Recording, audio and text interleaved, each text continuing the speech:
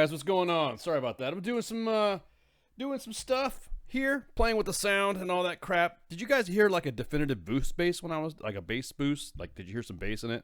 No. Huh. You mean in the opening? No, the intro music? Yeah, just playing around with some of the other stuff. I don't know. It sounded weird.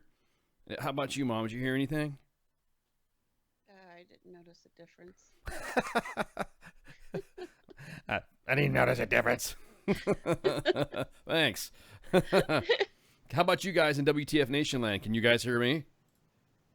Let me see. Let me get some thumbs. Let me get some thumbs in the audience. Give us some thumbs, man. Give us some thumbs, yo.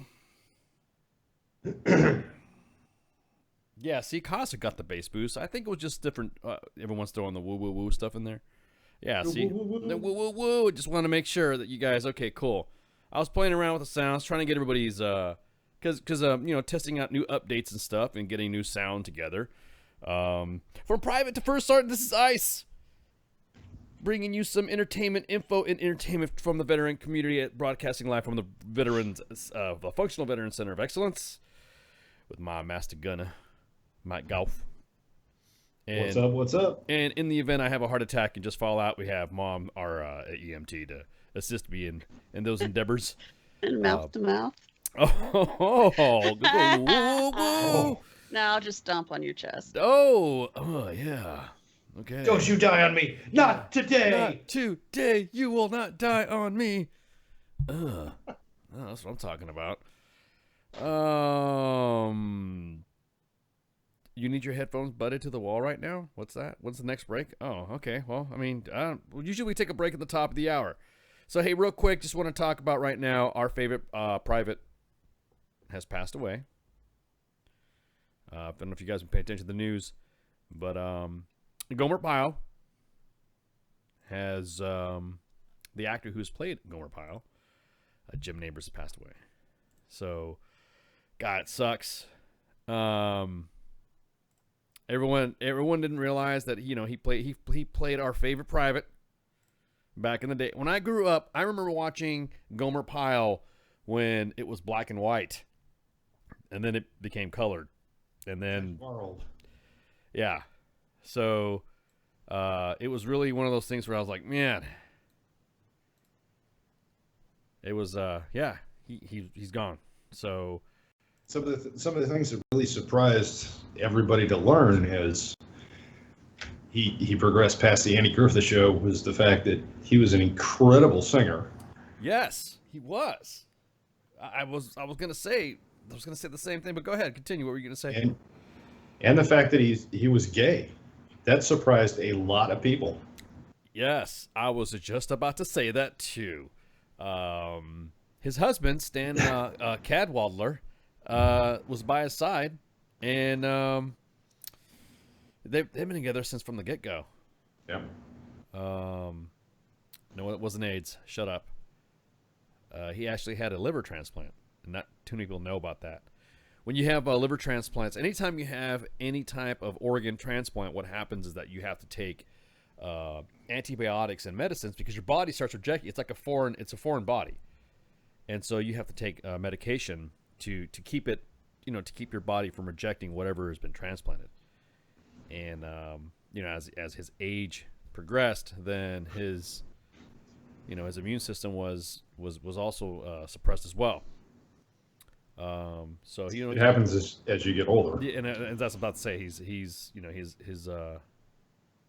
age didn't help, and which a lot of people didn't know, he was a native of Alabama. That's right. Yep. And he joined, like you said, the Andy Griffith Show in the spring of 1963, and had, he was Gomer Pyle, and who was the gas pumper, and it would be golly, his freaking, there was like nothing wrong could ever happen. Nothing wrong could ever happen to Gomer Pyle, and Gomer Pyle was oblivious. Surprise! Yeah, exactly. And then in 1964, it was time for him to go, and he joined the Marine Corps. And what happened? He became a Marine.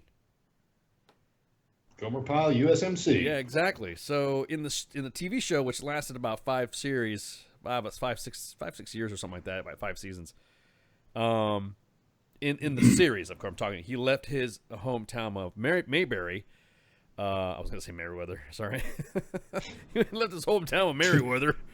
Too much GTA 5, dude. Yeah, exactly, man. We're playing too much GTA 5 with the guys. It's fun as hell.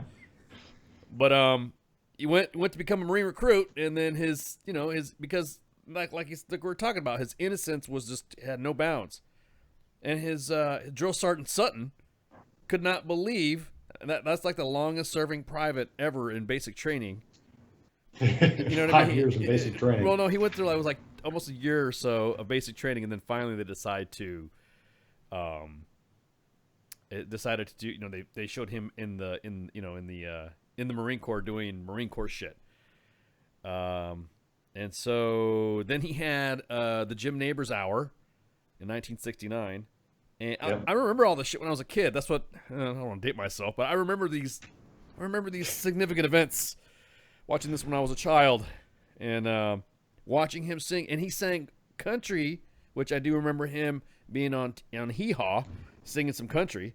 I remember that. And then he was also an opera singer. Like, he was a straight up, like, Pavarotti, like, I mean, it was a good one, too. Everyone expected him to go, golly, but he walked out there on the stage, and he was like, it's like, whoa, damn, dude. Operatic singer. Yeah. He was. It was awesome. He was pretty cool. Yeah, he was. Now, That's really all you can say about it. yeah, there was nothing. I mean, you just not. Nobody could ever say that they who did not like Gomer Pyle. Who wrote that? Who wrote that? Please, who wrote that? What kind of language was that?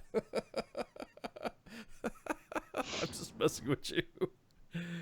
But anyways, his innocence obviously was pissing off and also it was funny was in the series in Gomer Pyle USMC, he went and graduated basic training, and Drill Sergeant Sutton, when he was Sergeant Sutton, showed up to his duty station and realized who the hell his Joes were, and he showed up, and the next thing you know, freaking, it was, oh my God, it's Private Pyle, oh my God, Private Pyle, golly, Sergeant, that was fucking hilarious. I guess you had a bit there. So, I imagine some of our drill sergeants felt the same way when they got to their first duty station, and then they showed up after us. I was about to say and funny that you mentioned that. I met my drill sergeant as a sergeant first class, and he was a sergeant major in 2005. I couldn't get away from mine. And then it was funny that like 6 months later, because we all went to Iraq together. 6 months later, he was in 1st Brigade, and I was in 1st Armored Division. And then the next, I saw that was the assistant drill sergeant. But I saw my drill sergeant, Fort Knox, Kentucky. Warlords. Warlords, really? Yes, warlords.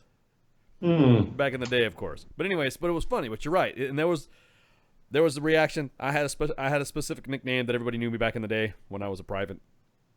And we'll have to talk more. Yeah. One-on-one after this. What was I couldn't get away from my drill sergeant. Yeah, it was just at one time. So, basic training, right? I ran into him. I went to BNOC at Fort Knox. And just out of morbid curiosity, I went to go see the barracks that I stayed in when I was in basic training. I walk around the corner. There he is. He's a first sergeant of the company 10 years later, or 5 years later, standing in the same spot that he was in when he dismissed the platoon when I graduated basic training. And then, 2003, I ran into him in Germany. He was a battalion sergeant major. and I was evaluating his battalion to certify them to go to the initial invasion to Iraq. And then when I got to Fort Benning, I went to Master Gunner School here at Fort Benning, and he was a battalion sergeant major here. I saw him then. And then I PCS'd here. He came to my SLC graduation. I went to his retirement ceremony, and then he went to my retirement ceremony. That's badass. See, my drill sergeants were, it was just funny seeing them as senior NCOs.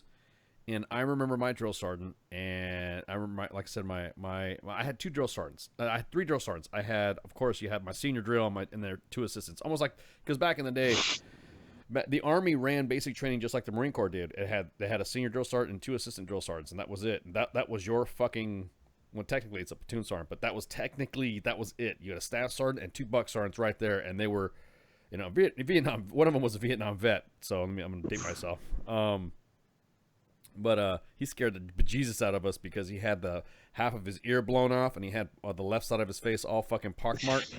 And so he had it looked like someone had gotten he had soft dough on it for skin and poked his face on the side because he said a frag went off next to his head. And you're not gonna fucking doubt this guy's got CIB, Purple Heart with a bunch of other shit on there and stuff like that. And he just it was just a dick. I mean, he's a drill sergeant. What do you expect? And so, but seeing them again it was funny because I was, oh my God, dude, these were my drills. This drill sergeant and drill sergeant and drill sergeant. Those were my and then now I see one of them as a sergeant major, and I see another one as a sergeant major, and it was funny because we all went to go eat. Let's go get something to eat. Come on, private. They still call me private. Blah blah blah. I'm like, oh come on, dude. Sorry, first class now, man. Come on, dude. Come on, private. Shit, you're always gonna be my private. You're always gonna be my private. My drill said the same thing to me. Yep. You're always gonna be a private to me. All right, sergeant major. You're always gonna be a drill sergeant to me. It's fair. Yeah, exactly. Because my biggest thing is these were the guys that were the first impression of the Army that you saw when you joined, right? What was the because you have a lot of like vivid memories of, I guess you would say, that were poignant in your military processing. There was MEPS. Yeah. And you remember there was a specific detail about MEPS. That was a significant emotional event, yeah. Of course, because if you've never had a finger put in your butt, or you've never had an old man say bend over and tap the back of your ass to say you're good to go, spread your cheeks. Oh, you need to go over here so we can do something else for you. You're like, oh, what do you mean? Because your voice is barely cracking. Because they want to make sure you don't have any, exactly. They want to make sure you have any prostate issues or something like that. Because your asshole don't look straight or something. I don't know. And then, or you said, have you had scoliosis when you were a kid? You're like, and of course you're all trying to straighten up. No, you're trying not to lie so you can get in the Army, right? And then you join up. Then you you ship out, and then you get in the fucking bus, and then you go bus wherever you're gonna go. You get to wherever you're gonna go to basic training at. Back in the day when Fort Benning was overflowed with, because everybody would just flow to fucking Benning unless you were going to do anything that was more specialized, like MPs. You went to McClellan, and NBC. You went to McClellan, and then freaking everybody else. Oh no, what was the other one? Yeah, the duck walk. That's right, Pooks. The duck walk. Because I wanted to see, I guess, how your nuts dropped or some shit. I don't know I don't even know what the fucking point of that exercise was, anyways. But anyways, so then you had Fort Jackson, was where the women went, the majority of the females went, and then you had Fort McClellan, where the majority of the females went. You had Jackson, and then you had pack clerks, the AGs, and all that shit. Supply went to Fort Lee and all this other shit. But for basic training, there was only really 3 places you can go. All the females went to Jackson, and all the dudes either went to Benning. If Benning got overflowed with basic training privates, then you went to Fort Knox, or you went to Fort Leonard Wood. There was another one too. There was another base I don't remember. There was 5. It was the big 5. It was Knox, Leonard Wood, Knox. Jesus Benning, Christ! It was Leonard Wood, Knox. I had to tell people this when I was a recruiter too. Yeah, so there's Knox, Benning, Leonard Wood, Jackson. What was the 5th one? I couldn't remember that. I could not remember it for the life of me what it was. But anyways, the point being is that so you have significant events. Well, of course, then you have, what were you there when you showed up to basic? You had reception, so you had a memory about reception. And then you had a memory about, basic. Dude, I was a little tween little kid, man. I was only like 98 pounds. Fort Sill, that's what it was. You're right. It was Fort Sill. I was like, freaking, not that old, not Fort Dix. But I wasn't, like I said, I was 100 pounds soaking wet. Yeah, me too. I was like a little fucking kid. So all I remember was, oh, I'm putting this uniform on. Oh, I'm badass. Yeah, all of a sudden. And then you fucking, so because, Fort Knox is where I went to basic. My barracks, my reception barracks were the same barracks where they filmed Stripes. At Knox. At Knox. Yep. So if you went to Knox and you went from a period of this time to this time, the reception barracks that you stayed in were the same reception barracks. And they also have a shrine where Bill Murray and the cast of fucking Stripes signed the fucking door and the barracks of where they stayed. The squad bay where they had the little talk, Anyone you psychos, anyone you homos touch me and I'll kill you, But my friends call me Psycho, lighten up, Francis. That little area right there, that's where you hung out. So it was weird to see your drill sergeants, go from being that straight, rock steady, professional badasses, and the next thing you know, they're asking you, "Hey, Private Blob, you want to go get a beer?"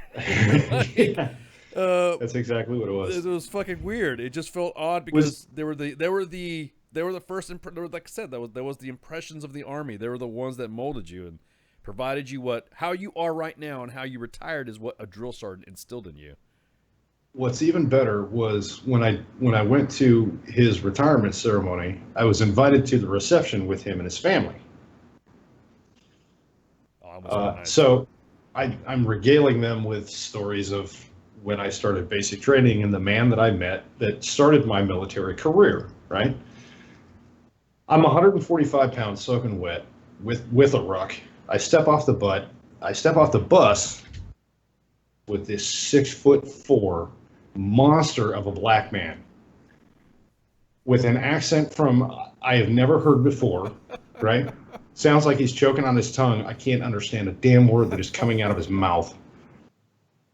But he's yelling at me. Could get off the bus, do something. So mine was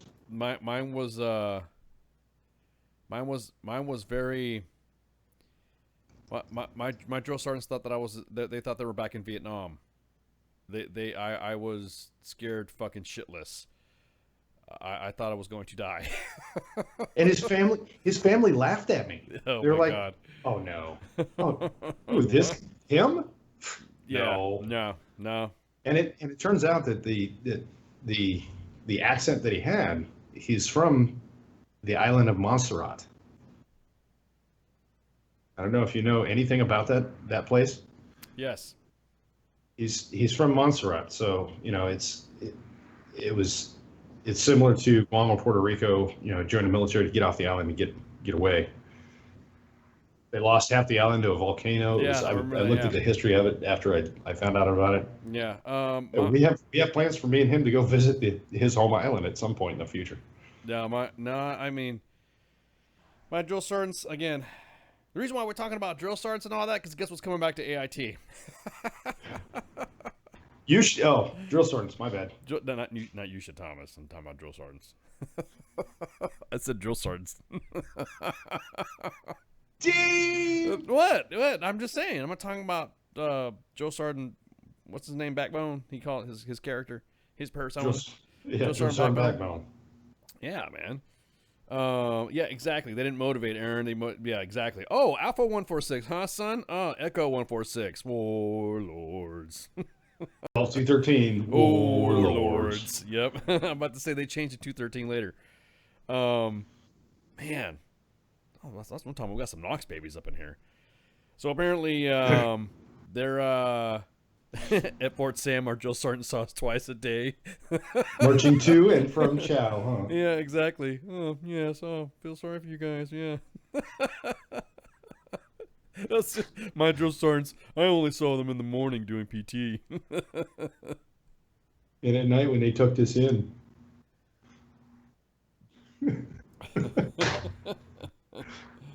Oh man. Okay, here's the thing. I don't know if you've heard the announcement lately. This is Sergeant's time. Of course, we're going to talk about active duty stuff and maybe just dive into some of the veteran stuff. But right now, we're talking about what's going on in the Army. And right now, they're bringing.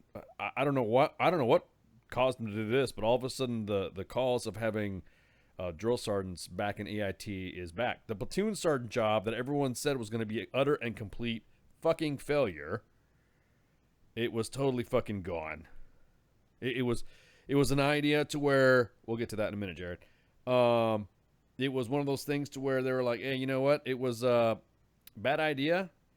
Maybe you shouldn't do this, but maybe you shouldn't. Maybe you should shut the fuck up and just be platoon sergeants. But drill sergeants, if what's going to happen is that soldiers coming into the Army these days, blah blah blah, that's going to be a detriment to discipline. You're going to see a lower quality soldier come out. The Army said, shut up, and that's it.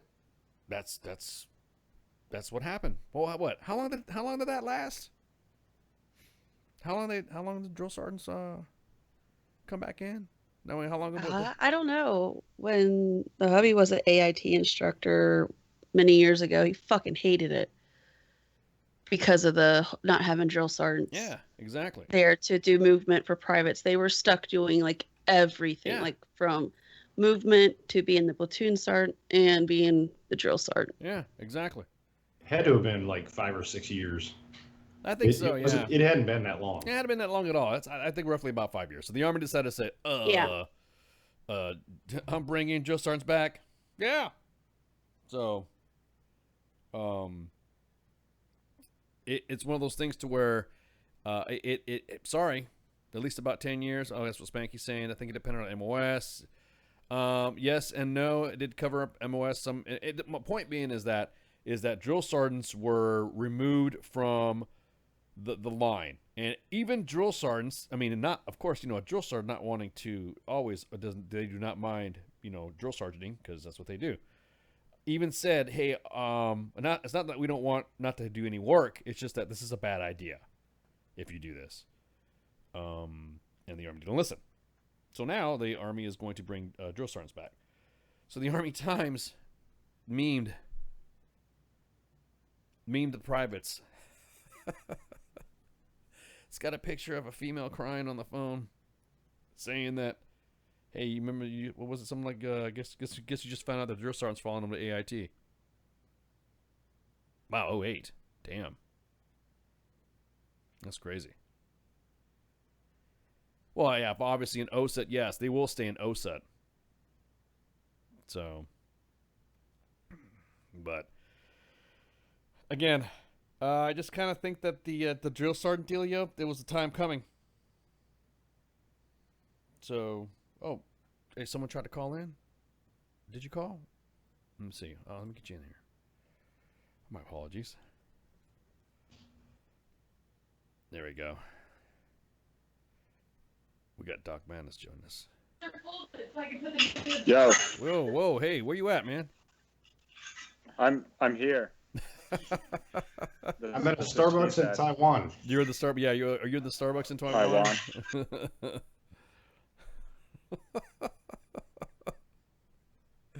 So, anyways, is my connection shitty or what? Yeah, your connection's real shitty, dude.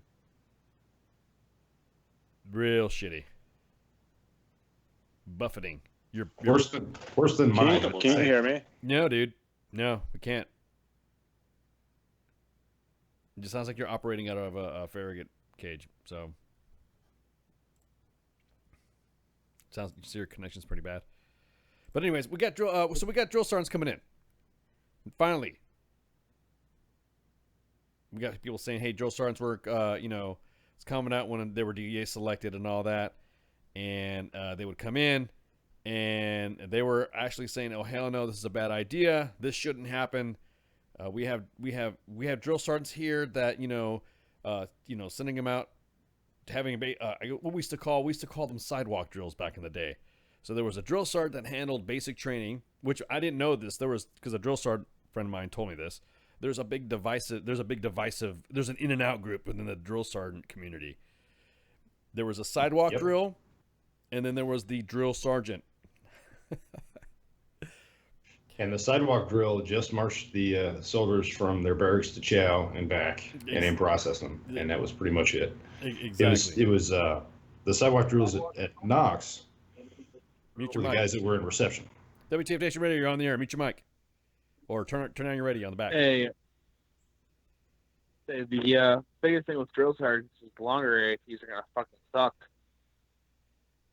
Well, I mean, I think the kids that we've gone, when we've gone through, when we had the longer AITs and basic trainings put together, the drill sergeants actually per phase kind of ratcheted back a little bit. It wasn't so bad. They were still controlling, but when depending what phase you went, because I remember it was black phase, yellow phase, red phase, or white. I can't remember the fucking phases back in the day. Blue phase or some shit like that. But whatever phase you were in, whatever guide-on color, and the drill sergeants kind of were less dicks to you, I guess you'd say. Yeah, I can see that. Yeah, because by then, When I was going through AAT, it was phase 4, 5, and 5+, and I was in Fort Gordon, and I know, well, we were there with the 20+ sexual assaults in a couple months. They locked us all the way down, and it literally was, you had no privileges, you had nothing going on. The platoon I was in was literally PT all the time. We had so many people freaking broken, and it was just months upon months of PT, like you're in basic training for 9 months, 9 months straight. We had guys there for over a year. for basic training, That's the way it should be. yeah, Train so 24/7. 24/7, 9 months of basic training. Fuck that. No, but like I said, but back in the day, it was sensible. Because it was ratcheted back. Everyone talks about, no, well, my drill sergeant didn't ratchet back. Well, this. I'm just talking about when my drill sergeant, and shit experience, man. It's just this back in the day, it was freaking, it was ratcheting back, and then if you needed to get fucking your ass stomped, then you got your ass stomped, and then it went back to normal. You know what I mean? So I went through basic and bending, and I got to AIT, and it was like, holy shit, these guys are undisciplined fucks. They literally were, moving around in formation and everything, and my ass in basic training was like, what the hell is going on here? This is undisciplined as can be. now, It's like complete mind fuck. So wait, you were even saying that the Joes were undisciplined, and you were a Joe yourself? Say again? I said you were saying that the Joes were undisciplined, and you were a Joe yourself. I was, yeah. I got I got to AIT in 2011, and I got there, and the guys pretty much from any post but Benning were moving around in formation, chatting, good old fun time. And I'm like, what the fuck is going on? Where are the drill sergeants? We're about to get fucked up. And nobody cared. I got new Joes showing up to my unit, like I'm National Guard. I've got new guys showing up to the unit. They've been out of AIT and basic training for less than 2 months, and they can't pass PT test. Oh. They cannot pass a 2-mile run. They fucking die. I've got 2-mile run times into 20 minutes. Damn. I picked up a new private, who's been failing by 20-minute 2-mile times. And I had a chat with him because I had to go get him at 5:30 in the morning to go take him in for a PT test because he doesn't have a car. I had a chat with him on the way into work, or the way into drill. And I told him if he didn't fucking pass his PT test, I was going to smoke the dog shit out of him. And you know what? That guy suddenly performed he failed, but he failed by 3 seconds on this 2-mile run after running a 20-something minute 2-mile. How old was he? Prior. How old was he? What was his age? He is 19, 20-ish. Oh my God. Was this, hold on, were you a Joe, or were you when you were going to smoke him, or was this, I missed that part. say this is NCO time. I've been Okay, in cool. NCO for a few All right. years.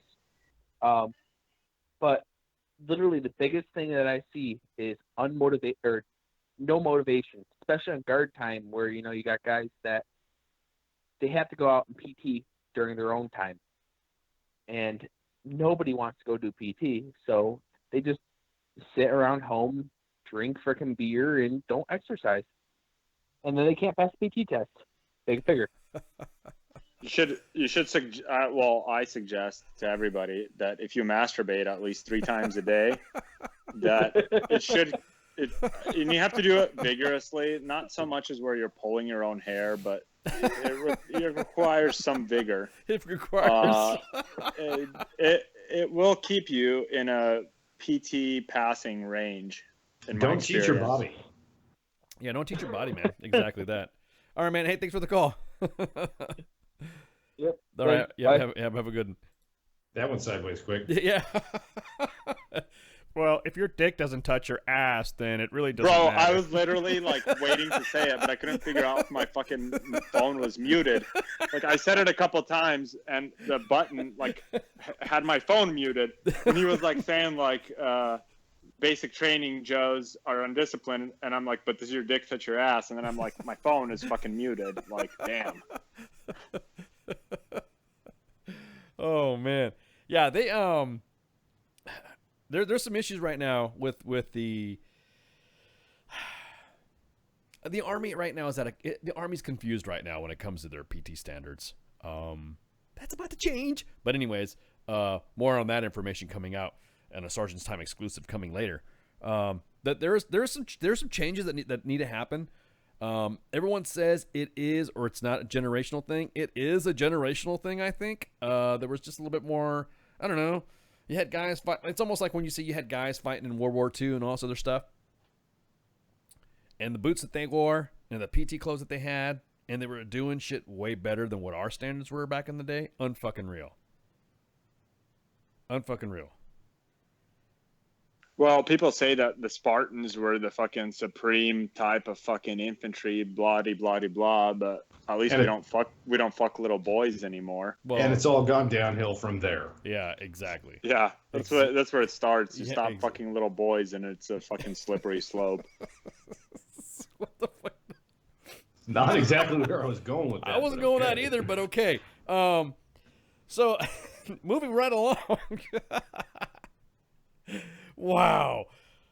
That's what I do. Yeah, of course. There's Kill the cook. you killed To the make sure the balance is restored in the world. Exactly. When the when the man love is just Spartan right. Anyways, apparently there was a letter that came out in the recruiting world, and I was going to open this up to any recruiter that wants to call up. If you're on recruiting duty right now, or you're currently serving as a recruiter, or were just a recruiter, or know a recruiter, or work in USAREC, please. Or were recruited. Or were recruited, yeah. Please provide us your insight. Are you sure? Well, I mean, the reason why. You want me to open that Pandora's box? No. The box has already been opened. Pandora has already been laid the fuck out. She's been splayed, brother. Okay. She's been opened up for the world to see. I don't know if Everything that was written in that letter is fucking fact. Everything. And see, the thing is that you. Yeah, exactly that, Doc. We had fucking orange or white tape. We had tape on the left side, left pocket. Anyways, so tell me what was up with that letter from your point of view, Mike Golf. There are two classes in USAREC basically, and that's how it breaks down. Is you've got the 79 Romeos, who are career recruiters, and then you've got the detailed guys who are probably 3 tiers below snake shit in recruiting land. I had a station commander who was a sergeant first class, 79 Romeo, who probably put it most succinctly and without mincing any words, explained exactly how USAREC works in a single sentence. He looked at me and said, "I'm the pimp, you're my hoe, go make me money." Those were the exact fucking words that came out of that motherfucker's mouth. I'm not at all bitter about it, if you can't tell. Oh no, please enlighten us. That's a guy who's never had any experiences with Romanian whores. Right. Jesus. Also, the battalion sergeant major that we had converted. He was a detailed recruiter as an E5, converted to 79 Romeo. Spent the next 18 years as a 79 Romeo, made it all the way to sergeant major. Could not lead a bunch of kindergartners holding crayons out of a wet paper bag. The worst 4 years of my life, and Mike Golf misses will tell you the same thing. Well, it was horrible. They don't give a two shits about their detailed recruiters. We want you, don't step on red time. That was one of the things. Make your fucking phone calls. Call your seniors. Call your high school lead refinement lists. And then we would do stupid shit that does not pass fucking common sense. We would do phone call blitzes starting at 9 o'clock in the evening at 2100. Who the fuck calls your house at 2100? a recruiter. Your drug dealer. A recruiter. A drug dealer or a fucking recruiter. One of the and neither one of them your parents are going to let talk to you. Well, my biggest thing is that it would seem that there were so many cock gobblers that were jumping on this individual that released a letter, and were almost, it was either, I mean, these guys were, it almost appeared like the Kool-Aid Man was through every fucking message that was posted. Oh yeah, yeah. Every fucking Kool-Aid person was involved in that shit, man. So yeah, but it was definitely split. Like just how Mike is saying, the fucking.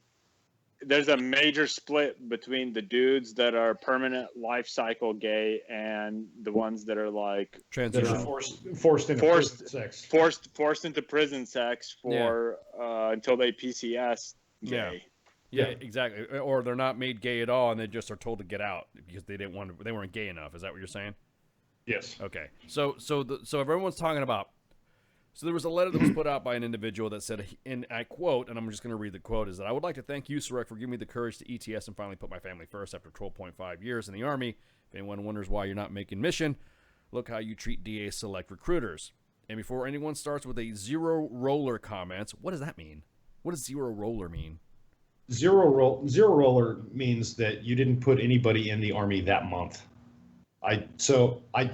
I was hit or miss. I got treated like absolute dog shit because I'd put somebody in this month, and then next month I wouldn't have anybody to process, and then the following month I'd put one person in, and the next month I'd put nobody in.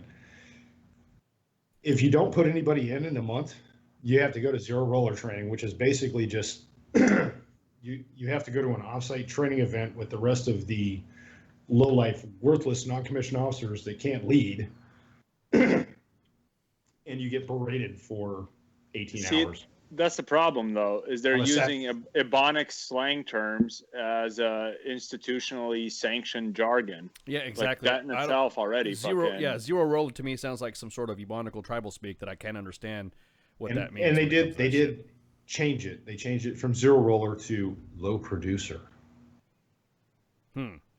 Okay. We'll get to recruiters in a second. Hang on, because that's fairly corporate. Yeah, it's fucking enema. So flavored. So to continue with the quote, I was a top producer for my center for FY 16 and 17.3 and 17, 16 and 17. He was the top producer. 3 years of unpredictable work schedules, last minute work, quote unquote, Saturdays and events on Sundays with no ROI. What is that? What is an ROI? Rules of instruction. Okay. Watching, quote, soldiers. It's rules of engagement for desk jockeys. Oh, okay. I was like, what exactly. Yeah. Okay. Gotcha. Because I'm new to this, just lexiconnal stuff. Watching, quote, soldiers who went 6 months with no contracts go home early because they made a single appointment. Letting soldiers go home early to go to church where they were a paid pastor. Watching an E7 lie about having a Purple Heart and the chain of command totally ignoring it. Seeing the good old boy system and people pending 7 who have been flagged for PT and overweight failures. Hearing the never deployed E8s tell me, who has had 3 deployments, that I'm failing my battle buddies downrange because no seniors would talk to me at a table set up. A daily fucking speech, if not monthly, at the low producer training. Conducting a blitz from 16 to 1900 for almost 3 years where no other activity except phone calls could be made with no ROI. Hearing the COC blamed lazy DA Select for missing mission when most of the CLs would sit in their office playing Candy Crush all day and disappear for hours. This organization truly managed to fail me up until the last minute by having my E8 try not to give me an instant yard to clear because ETSing soldiers don't need one, unquote. To continue, I wish all success in this FY, but if you don't make mission, look at how miserable you treat DA Selects, and or maybe you should treat them like adults, or maybe even humans, and you'll make it. I'll see myself out this group. So this was in a recruiter group, and recruiter. I mean, someone enlightened me on what a Facebook group is, because I don't Facebook, and they go, oh, this is what a group is, and it's an additional group where people are talking even more shit of the same group. Yep. So it was like wow. So in this USEREC recruiting forum, I guess there are some sanctioned Facebook group pages that have been sprouting up with, and someone showed me, hey, look, see, here's the PAO one. See, here's the SF one. Here's the infantry one. Here's the USEREC one. Here's the FORSCOM one. I'm like, wow. I wouldn't be surprised. It would not surprise me in the least if part of in-processing into USEREC and getting your fucking badge was you were required to start a Facebook to be part of this page so we can disseminate information, because it works so well for U.S. Army WTF moments at WTF Nation Radio. Yes, we're going to model information dissemination exactly, and that's exactly what I was going to say. We have gotten the main page has been inundated, and WTF Nation Radio is. I mean, I should have never given my fucking email address out. I've been inundated with so many recruiter stuff. I aside from a couple of lexiconal terms like you were saying, Doc, I don't understand what this recruitment stuff is. But like that CW5 fucking when you meet a CW5 video. Yeah, exactly. Exactly. The sprocket socket goes into the socket sprocket. It's like, what? What are you fucking saying? So it's exactly that, Pooks. Exactly that. I'm sitting here and scratching my head trying to figure out why recruiting is so fucked up, where the Army doesn't give two fucks about retention, and it's easier to maintain than it is to retrain. I scratch my head too. So it boils down to the fundamental disconnect between career recruiters and detailed recruiters is the fact that career recruiters, their job and their MOS security is not threatened on a daily basis like a detailed recruiter's is. It's just that simple. Every day. How is it threatened? Can you explain that? I don't understand. Like, I'm not being a dick. I'm literally like. No, I completely understand it. They threaten your career daily with, we're going to give you a 5 and 5 NCOER and send you back to the force because you failed. When I graduated recruiting school in 2004, the school commandant gave a speech, and everybody was there in their dress blue, or their class A's were still greens at that time. And he came in BDUs, and he goes, I'm not getting dressed up for this. And you know what? We're not doing this formal shit. And I'm going to tell you exactly how I feel. Y'all are going into a failing command. None of you have tasted failure before, and you're fixing to. None of you have been failures in your MOSs, and you probably won't ever be failures in your MOSs, but I tell you what, you're going to go out there into the force, and you're going to fall flat on your face. And that's just how it is. And you're going to work for a failing command. Damn. Oh, to make it even better, the USEREC CG, Major General Rochelle, was standing right beside him. See, that's another thing too. Now, I'm glad you mentioned it about the leadership in USEREC. Then USEREC, Hydra, the WTF Nation, because the way the way the WTF enterprise is set up and the way the ART networks are. We received there was something in the inbox that was sent in that had the first sergeant. A first sergeant. I didn't know first sergeants were in USEREC. I mean, that's where they hide. So in the forum, this first sergeant writes, "Good evening, USEREC recruiting forum. And because he's pissed off about all the memes and shit like that, and all his other jokes. And I'm writing to explain on behalf of all the moderators of this page that we're adjusting some of the rules. So I didn't know that they were adjusting rules inside a Facebook forum, which I didn't know Facebook was a mandatory event until what you just said. Many of you reached out to us to talk about the direction of the forum. The forum was originally created to share TTPs and ideas from across the command and better arm our force with resources and tools not readily available elsewhere. Okay. If an NCO in Florida has this awesome checklist and they want to help us out with something, then the NCO in Oregon should be able to use it as well.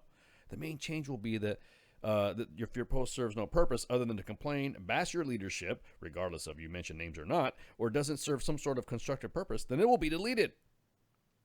There have been a steady decline of content being posted to the forum, and we are a professional organization. We are better than this. No, the fuck you're not. If someone has a situation they need help with or an injustice that they feel is happening, you can message one of us. Or you can either post an appropriate anonymous post. Facebook is never anonymous.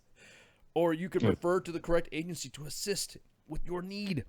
Just to be clear, this is a decision based on discussion. NSA. Yeah. Just to be clear, this is a decision based on the discussion between admins due to the feedback from recruiting NCOs on the forum. No one higher ranking than me approached us about updating the rules. The majority of feedback has come from staff sergeants and sergeant first class who feel we have gone off the reservation. What the fuck? This, ladies and gentlemen, is a classic example of fascism. We don't agree with what you're saying, therefore we're going to ignore it. So we're not going to acknowledge that there's a problem. And it continues. You may work on a better way to screen new members. And if you find yourself removed from the group this weekend for a short period of time, please know that it's temporary, and we need to be below 5,000 members to change any group settings. What? And he leaves with a greeting. You may now resume prospecting. Wow, you guys are get your ass back to work. Get your ass to Moz. So you guys are like freaking prospecting. You guys are a motorcycle club now or something like that? You guys are an MC? Yeah, you gotta go prospect. It's like panning for gold, trying to find somebody that's qualified and willing to join the army. Too bad you can't find the nuggets, huh? Yeah. But here's an interesting example. WTF Nation, for those of you that are listening on Facebook Live and on Mixer, and for Doc Madness and you Ice, I want you to tell me if you voluntarily walked into a recruiting station to join, or because you were curious about joining the military, or a recruiter called you or contacted you in school and convinced you that you needed to join. Me and my dad went to the recruiting office, and that was it. There was nobody that called me. I was a walk-in. Yeah. I turned 16 years old and I realized that my dick touched my ass. Then I waited a year, went to the recruiter, maxed out the ASVAB, which made them think that their dick touched their ass, but I don't think it did. Then they tried to force feed me a bunch of fucking desk jockey things, which I wasn't interested in because my dick touched my ass.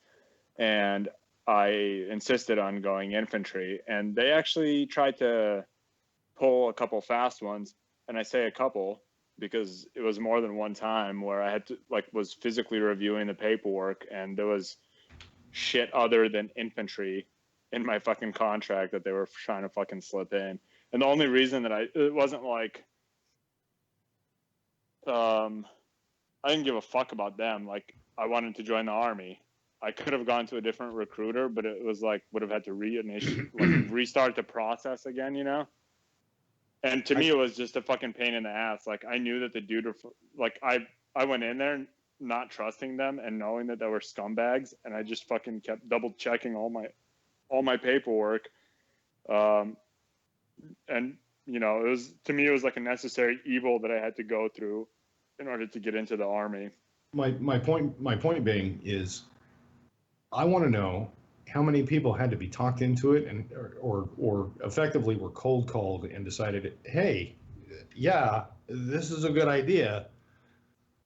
Or, you know, like, I'm sure there was some, dude. Nathan Hansen, you know, on Facebook Live sees the Twin Towers fall and says, hey, I need to go join the military.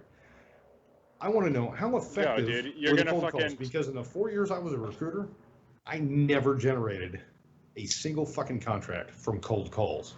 So you're saying that the 9/11 bombings was a recruiter conspiracy to bump up their numbers? Is that good too old boy soon? network. Can we I'm too? just Is that joking, is that is that a too soon event? On a serious note, though, like usually when you fucking convince dumbasses, like those types of recruiting pitch that is shallow and monetarily motivated or superficially extrinsically motivated, right? There are one of 5 motivators. Where you're not actually hooking them for their fucking internal ego motivators, right? Like the like important ones.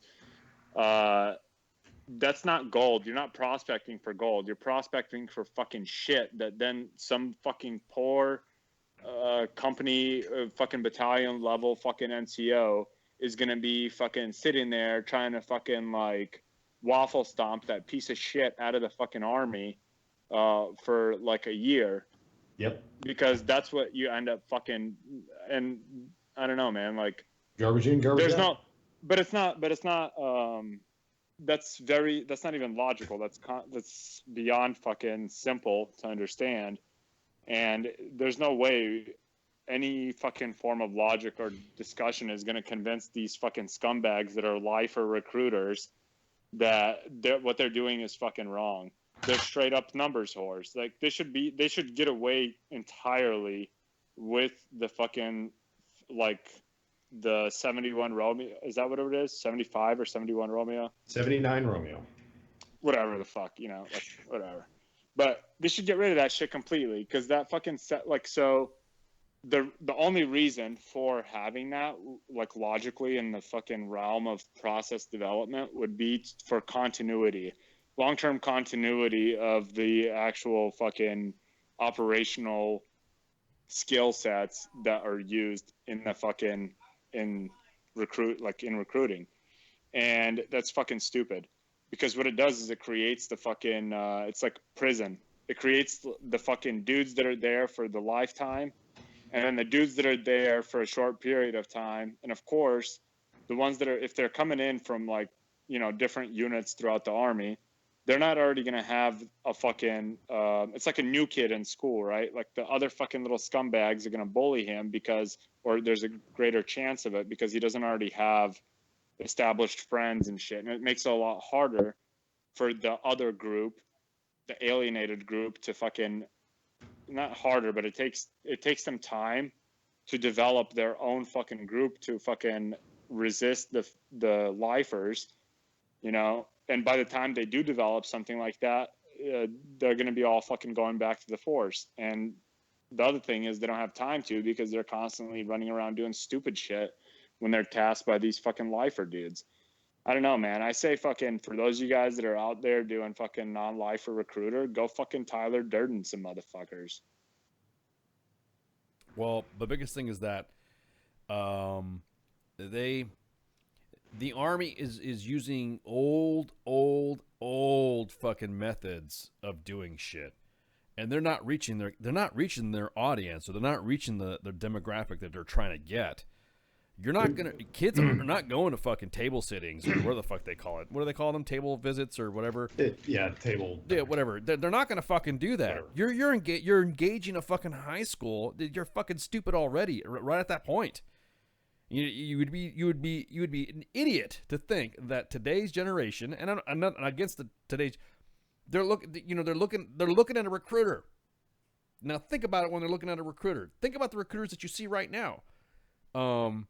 What do they want? You know what they want? Yeah, you know what they fucking want. You know what they fucking, leave the fucking door open. Have some lickies and chewies out at the recruiting office. Have a fucking open area where they can play fucking Xbox or some shit like that, and then just hang out. Let them fucking bullshit and talk and all this other stuff. Because I guarantee it, once you start hanging out with the troops and you start, as you know, the kids are sitting there hanging out, develop some sort of fucking, I don't know, develop something for the kids to want to see you. Because you're actually, it's almost like you're a fucking stalker, man. Use the fucking recruiting buzzwords, ICE. Build rapport and credibility. Oh. Yeah. What they fail to understand is that anymore, recruiting is not a 30-day cycle. It is not a 90-day cycle. No, it's not. It is a long-term project. You PCS into a community that you have never been to before. Correct. And that's a sore spot for me too. I'll get back. Put a pin in that. I'll come back to that in a second. Well, but you have to go into this community and you have to build your credibility within this community and build the trust with the people that you're dealing with. They're going to have to trust you with their kids. Yeah, they're going to have to, man, because they. And common sense in USAREC is not fucking existent. I will say I've had a personal experience. I have a personal fucking experience with a goddamn recruiter, and only because I was begged not to mention his name because I want to beat the fuck out of him for involving my family and interfering with a family situation, and I wanted to beat the fuck out of this guy. I wanted to fly to where my family was having, how can I say, where it was dealing with this recruiter, and I wanted to go use my fucking, I wanted to purposely use my rank, and I wanted to go beat the fuck out of this piece of shit. Then once I'm given weapons free, I'm gonna let you fucking know, you piece of shit with eyes, that I'm gonna fucking come at you. And I'm not gonna come at you. I'm not gonna beat your ass because you're gonna be a bitch anyways. Because, you know, fucking senior NCOs trying to chase fucking staff sergeants instead of recruiters. We're just gonna institute Order 66. Yeah, you just fucking slop it On down. a ticket to Lithuania. Yeah, I was about to say I've several Lithuanian plane tickets that we can handle this. But my biggest point is that this piece of shit. And I'm gonna tell you what he did, and that way he could dime himself out. Because, you know, people who get like that, who are fucking pieces of shit like that, are gonna get butthurt and they're gonna come out in the fucking open. So this shit stain, shit stain interfered with a family decision, and was talking to one of my family members to not talk to his dad, so that way it was sneaking him off to kind of like recruiting against my family. So this kid was being influenced by this fucking recruiter not to listen to his dad. Get the fuck out of here. Yeah. And I have been, everyone's fucking dropping names. Everyone's dropping names. Please. It's a matter, like every recruiter ever. If everybody, I tell you what, if you guess the name, what do we got something to give away? Do we have anything we want to give away? Instead of Ice ex-wife's trivia, how about we do Ice's fucking family recruiter drama? It's a more adult version. It's like the Cards Against Humanity version of Guess Who. Yeah, of Guess Who. This motherfucking piece of shit with eyes. Anyways, so the reason why I say family is because I could not fucking. You don't fuck with a family. You don't fuck with family, and I was called for advice. Yeah. I was called, and I said, yeah, but just do this, just do that, just do this. Well, what about this? What about that? Now, of course, there was some big drama going on, and I got really fucking irate, and I was angry as fuck because I was finding out that this recruiter was going to my family's, my this kid's dad and saying, I already talked to your son, and this is what we're doing and all stuff. And like, wait a minute, what are you talking about? And the kid came home, and he's like, yeah, Dad, sorry. The recruiter's already been talking to me. He's telling me that whoever you're getting information from is false. And I'm thinking, who is this motherfucker? Dude, I wanted to jump. I wanted to take me and Baby Ice, and I was going to teach. You ever see the movie The Professional? We talked about The Professional, right? Who does number 2 work for? Exactly. Yeah. Who does number 2 work for? And like Jean Reno, fucking Leon de Profi said, when you want to before you learn how to get close to the client, you have to use the rifle. The rifle is the first basic, when you're doing cleaning jobs. I wanted to teach Baby Ice how to be a cleaner. I literally wanted to beat this fucker's ass. I wanted to get and beat this motherfucker's ass. Piece of shit fucking staff sergeant. Now, no integrity whatsoever, because he was being guided, and I was able to get some additional information by his station commander to some piece of shit fucking sergeant first class and his fucking battalion. 79 Romeos. Yes, we're literally fucking egging this fucker on to do it, and fuck this master sergeant, fuck this first sergeant. Fuck this guy who he thinks he fucking is. This guy won't come over here and all that shit. Motherfucker, I got your digits. I got your station. I got your building coordinates. My drone is currently flying over you, son. I have ISR assets on your fucking ass to ensure that when you come TDY to where you think you're going to be safe, I will meet you in the fucking parking lot, punk. I'm serious, dude. That fucking that's my fucking issue with recruiting is you need to stay in your fucking lanes. And you, Sarek, you could eat a dick.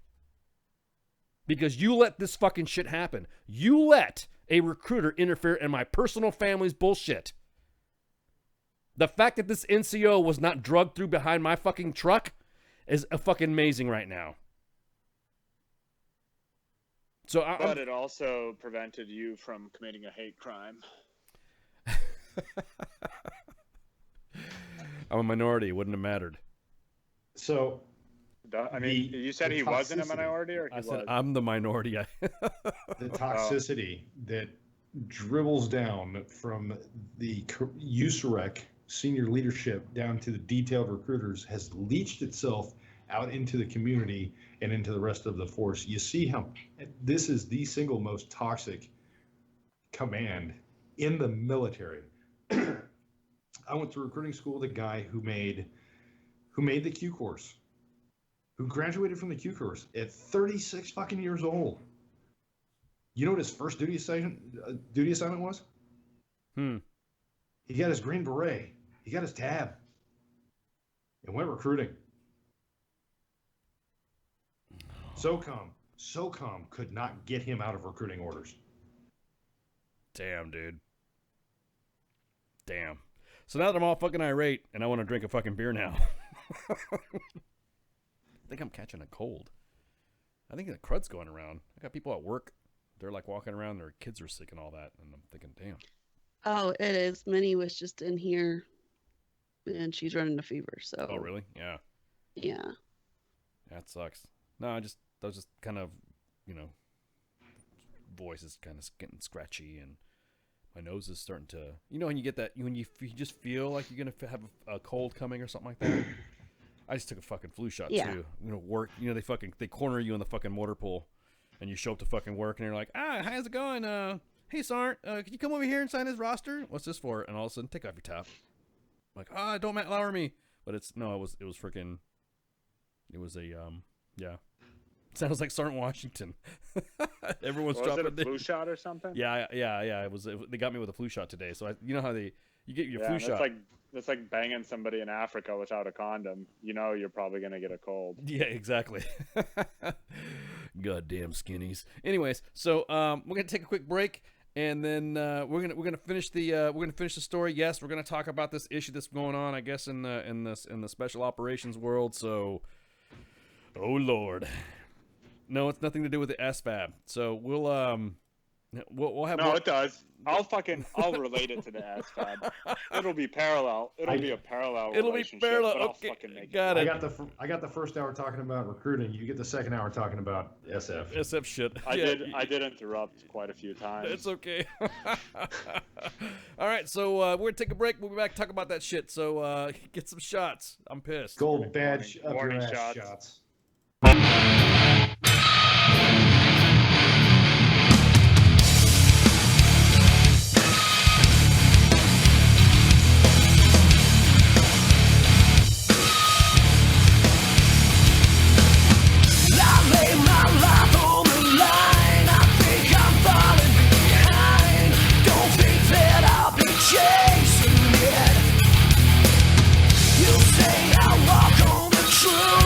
But I've nothing to prove on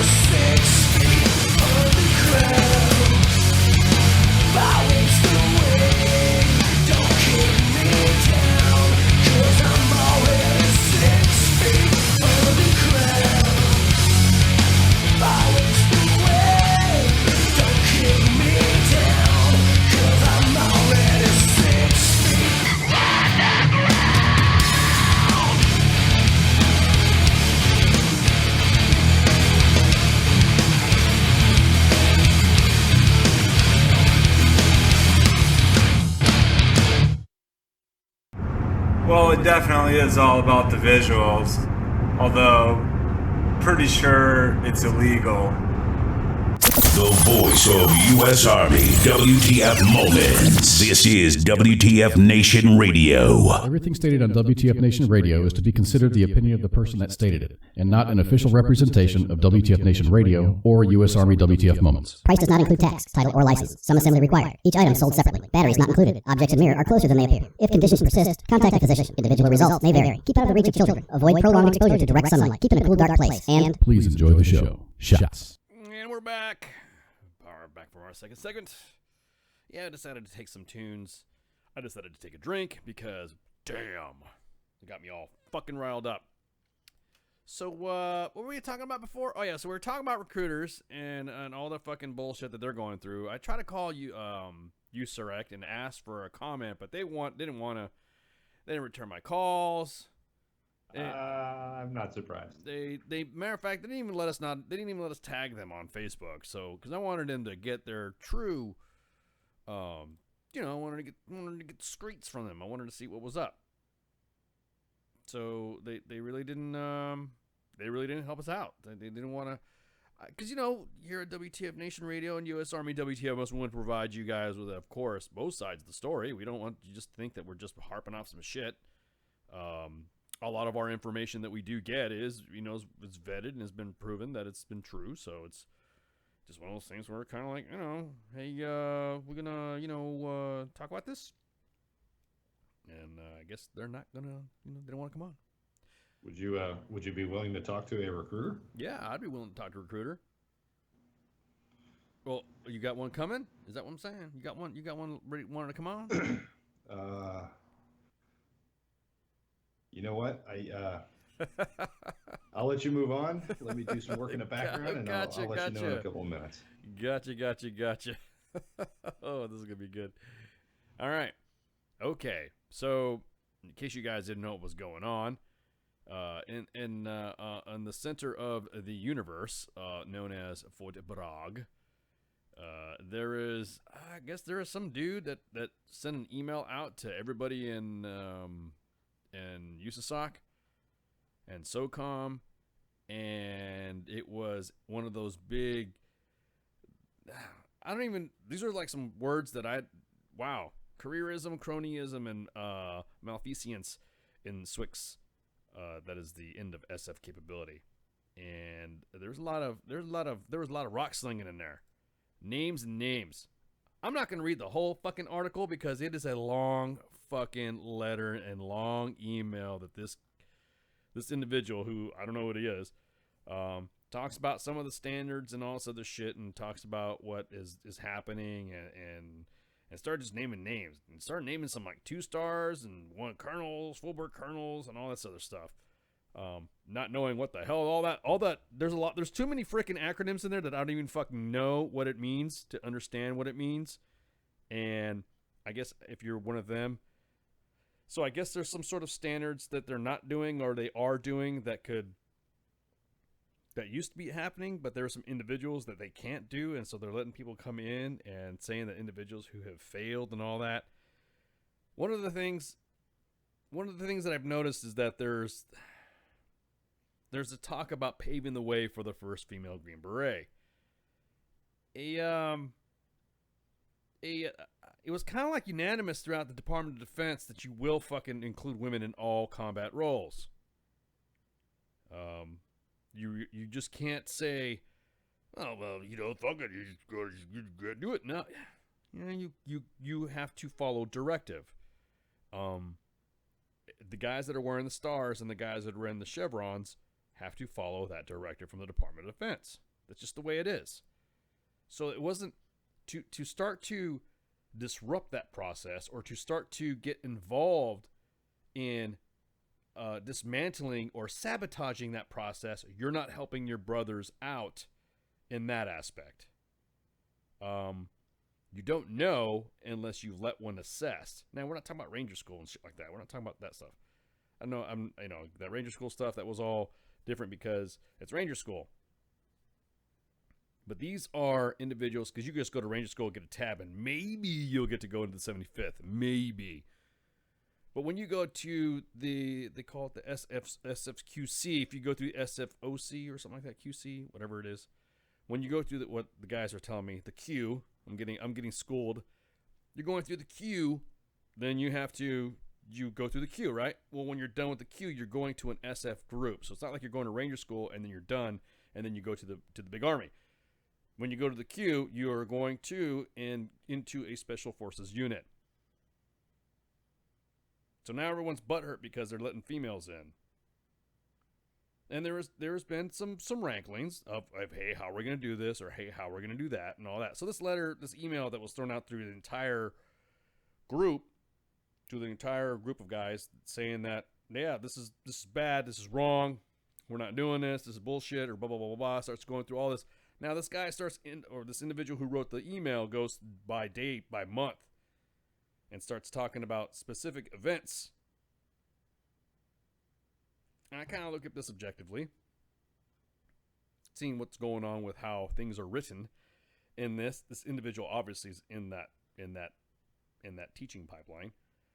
But then the commander of SWIX, holy crap, General Suntag, this dude responds back. He responds to everybody at the Special Warfare Center in school. And he says, and he writes wow, everyone says, oh, well, he's politicking, that's I don't know. Look what he wrote. He writes something that's pretty cool. It's a dead point, right? It's a good point. If assessment and selection is correct, then the Q course is not a place to have all the high attrition rates. Isn't that why you went through selection? You went through selection, right? You went through all that fucking gut check, and you went through all that fucking drama. But you have guys that don't want to fucking see you through because they don't fucking like you or something like that. Isn't that what you're supposed to have? General Sentag go ahead. He lays out this whole phases of what is involved. If you read the response to it, he's not rebutting anything. He's not. I'm looking. Everyone's like, "Oh, look at this. See, he's general just trying." I don't see it. I mean, they don't call them general officers for nothing. Well, I mean, no. My point being is that because he's speaking generally. Well, no, but what I'm saying though is that he's speaking to each point of that guy's email that instructor that wrote that email. It's kind of like thinking. I'm kind of thinking that he is he's thinking about the new generations of Special Forces guys, right? Didn't they used to do some wazoo crazy ass shit that they can't do now anymore? I mean, they can't. There's specific in there, and there's certain events to where you've gone through that, but from what I'm getting in emails, and everybody's like, hey, in the inbox, is that there's guys failing the PT test in fucking the selection when they first get in there anyways. The females are passing the PT test more than the males. They can't even pass the Army standard, let alone the fucking whatever standard they got.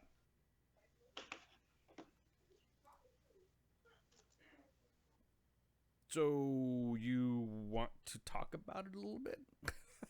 I don't know, but I think it's one of those things to where you can't argue when the commander of the organization is rolling right back and saying and able to answer and articulate each point that email was made, which I don't know. The guy did it using Proton email. And if you guys don't know what Proton is, email. The original email one, the message that wasn't by the commanding general. Yeah. That was sent via Proton mail. Correct. Which in itself is then why did you want to not say anything? It was an AP article. Soft Reps covered it. and it's a he leaves it off as a concerned Green Beret. Well, damn, dude. And of course, you have the guys that are saying, yeah, okay, cool, whatever. And some other guys have said, yeah. Again, anybody that we've reached out to that wanted to talk to us declined to comment. Of course, their PAO declined to comment. USASOC PAO declined to comment. We've contacted them, reached out to them, saying, hey, you want to talk? You want to come on the air? Why not? But I don't understand why we'll talk. We'll have coffee. It'll be a good time. Yeah, I mean we'll give you a chance to tell your side of the story. There's two sides to every story, and the truth lies somewhere in between. So let's get to the truth. Yeah, I mean. Well, if there was two sides to the story, then the commanding general would have presented more of a story. He did, and less of a political fucking masturbation of fucking come on, air. Doc, I don't think that was. Maybe he needs the opportunity to sit down and have a candid conversation instead of thinking out and articulating on paper what he thinks. No, dude, that's the problem. The original email says that the fucking senior leadership is fucking rotten. So there's no fucking need to be waiting for a fucking logical fucking discourse from anyone that is in senior leadership. Because either A, they're not going to fucking know what the hell is going on, or B, they fucking are just gonna fucking hide behind their fucking rank and fucking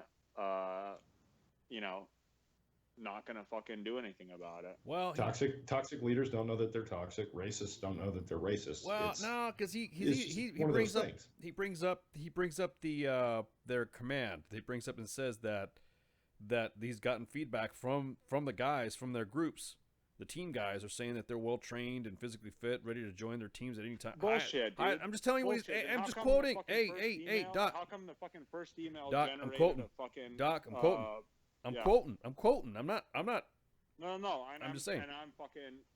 that was one of the things that pissed me off when I read it. You got Doc in this SF thing. You got me in the recruiting thing. God, you're just trying to get us all fucking riled up tonight, aren't you? Everyone's gonna. I know. And then I got my family involved in the recruiting thing. Even involved like grandmas and moms and shit too. So I'm really pissed. Don't bring grandma into this shit. Yeah, dude. Man, I'm pissed. I'm pissed. What I'm gonna say is this, the fact when he's saying that fucking he talked to the commands of the different groups and shit, I say I'm fucking telling him I would like to say that he's a fucking liar, directly putting the fucking glove down, A, and or B, those commands are so fucking just riddled with yes men that of course they're gonna fucking say that to you. That's the fucking problem. If you would have fucking done, actually read the fucking original email, you would have fucking seen that. Are we talking about USRAC or are we talking about SF? Because they sound a lot the same. No, we're talking about SF. And it's like, let me throw the ASFAB in too. The SFAB. The SFAB. Because it sounds a lot the same. Maybe that's the next step, since they're trying to fucking add SFAB to the fucking SOCOM. Now they're gonna fucking, or no, they already have recruiting in SF. Never mind. It's already fucking. They do, yeah. They have their recruiting battalion. They have recruiters within. Yeah, so they have recruiters within. I wonder what. Oh man, they should give us a call too. If you're a recruiter in the special operations side of the house, give us a call. Hell, if you're a fucking recruiter, give us a call. Give us recruiting. Yeah, like proper recruiting, not recruiting fucking savages to sell their souls for America, but the other kind. And there's been an increase in their standards. There's been a change in their fucking, from what the research information that I've been given from both sides of the house and researching both emails. There used to be before where all students must receive a certain rating to their assigned language before entering the operational force, which is above the operational force standard. Until 2006, guys just got their Green Beret, finished Robin Sage, and they were done. And they were gone. Yeah, that's how they fucking should be. Language training, a 1-1 proficiency in a language training is literally like fucking being able to pick your ass with your finger. Not in an OPI. That fucking language, Not dude. in an OPI. It doesn't mean shit. Not in an OPI. And an OPI, that's a different test now. An OPI is you're sitting there basically talking with someone. Like, say me and you are like, so you're my instructor, and you want to, you know, you're going to grade me. I'm fucking totally aware of it. Yeah, so I'm saying. I fucking have talked. I've seen firsthand the demonstration of my native language that I speak, which is other than English. Same here. And the result produced by this new fucking non-Pimsleur method, which, by the way, that's the only fucking way to teach a fucking spoken language. It's the way that the DOJ does it. But I'm getting way fucking ahead of myself here when, in fact, like, the most important thing is not to teach some dude a fucking language to a level of proficiency where it's just going to create a fucking international incident when they fucking try to use it in the fucking host nation. Instead, they should focus on things like small unit tactics and fucking physical fitness and unconventional warfare, you know, which does not require a language when you can fucking hire a terp. But, you know, you're going to use a fucking terp anyway with your fucking 1-1 language rating. You're not going to fucking be able to not use a terp. But all this time spent fucking teaching language would probably be better used teaching you how to vet a fucking terp instead, you know, and picking the people that are going to be most likely to fucking retain this type of fucking training, to have the fucking aptitude for this type of training, okay, which is exactly what is not fucking mentioned in the fucking response email by this general who is sitting there jerking off the fuck. I personally am responsible for putting the language phase, blah blah blah. It's like no, but he did. But he also said that if you already hold a language, like you and I, we speak foreign languages, and so we would finish the Q course, graduate, and then we would go to Halo, and then if we make it through Halo, then always been. Yeah.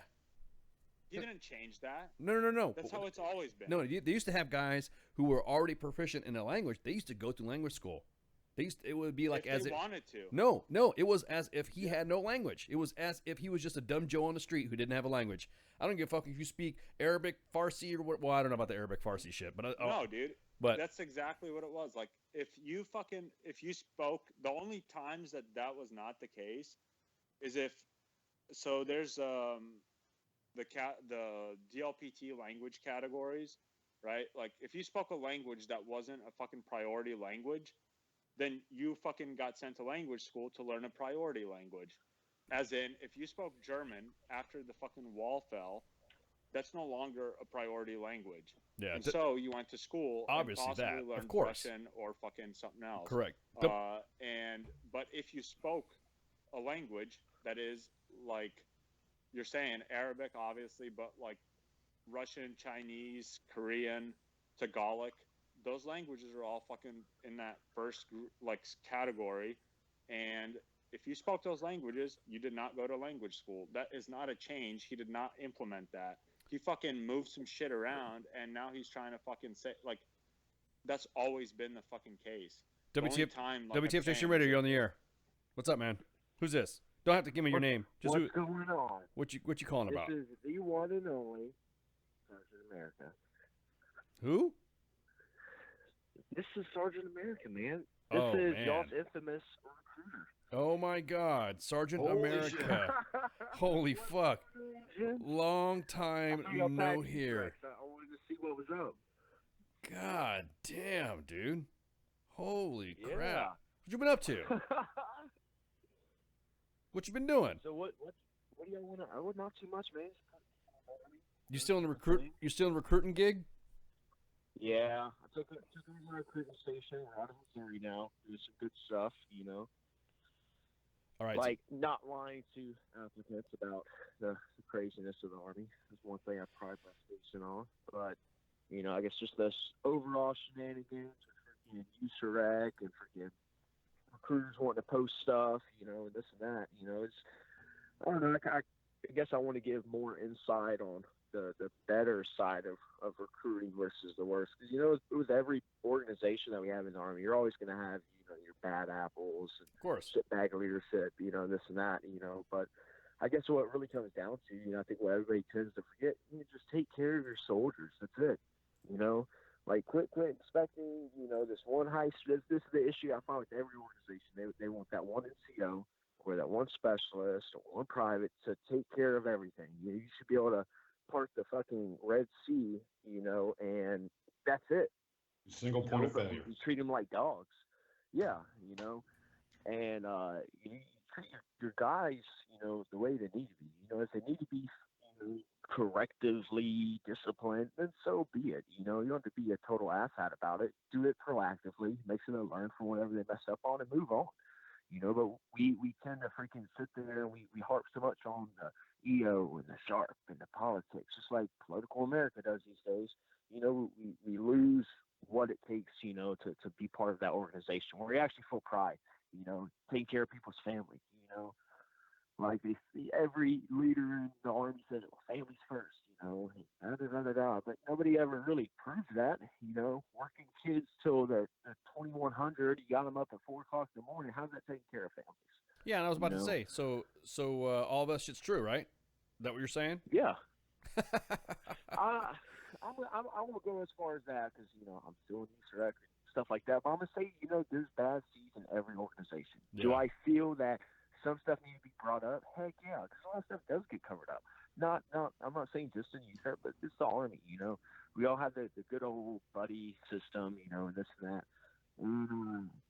It comes down, I mean, the biggest point is just take care of your soldiers. You know, they shouldn't have to be resorting to social media to have an outlet, you know. Man, if you got an issue, you can't bring it to your first line. Go to the battalion commander, you know, go to brigade. Who cares? Yeah. You know, I have a question. I have a question. So shortly after I left recruiting, we had the 4 soldiers in the Houston battalion commit suicide. And USAREC fundamentally changed their operating procedures, and it was 9 to 5, Monday through Friday, Saturday by appointment only. Yeah. Has that changed? Oh, yeah. I mean, it you know, you got to look at the overall mission of USAREC. You know, everybody knows it's not nothing new. That our mission has increased dramatically even from last year, you know, and you're going to have people freaking out about it, you know, because USAREC, we barely made mission last year. And now you got a mission of what? 80K this year? 80,000, yeah, 80K rough Damn. numbers, you know. So that's about 11,000 more people that we had to put in last year. You know, so a lot of those SOPs or TCP, whatever you want to call it, you know, that they did instill over those incidents, they're going to dramatically change. You know, like we're conducting what's called, just like they put the blitzes, you know, and you know, it's a brigade directive, you know, and we have to follow suit, you know. But I'm not going to sit there and undermine, you know, leadership in that aspect. But at the same time, you got to take situations as they are. It's almost case by case, you know. If you got an appointment with your wife or your kids, man, go to it, you know.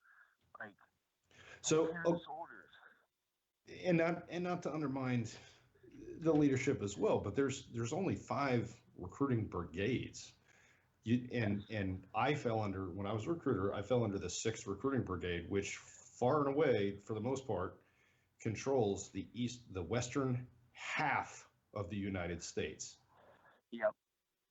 I don't understand how a brigade headquarters that has half of a country can dictate a single policy across the entire spectrum of their command and expect to get.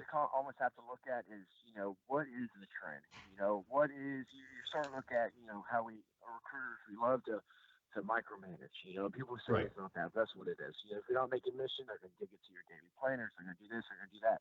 Right. You know, and you start looking at trends. You start looking at, you know, habitual things such as, well, these recruiters aren't doing this, you know, so we need to work them later, you know, or this or that. It's like this with anybody. You know, you have services doing a motor pool and mechanics aren't doing the shit. You're going to change the timeline. You know, I fear and I hope that we don't go back to where we're you know, having recruiters commit suicide. I think that's definitely the last resort, you know, by all means. But, You know, it comes down to we do have a bigger mission. We're going to have to implement certain measures to be able to meet that. But it comes down to, in my eyes, stop with all the micromanaging. You know, let us go out, let us go do our thing. You know, it is what it is. Let us work our individual markets instead of putting in a blanket brigade or battalion wide policy. Yep. That was the biggest issue. That was the biggest issue I had when I was in recruiting. It was, the battalion would put out a policy, okay, from 18 to 2100, it's red time on the phones. Nobody's going to fucking answer the phone at that time, and if they do, they're not going to be receptive. That's the issue. So I was on the strategy support team for 5th Brigade.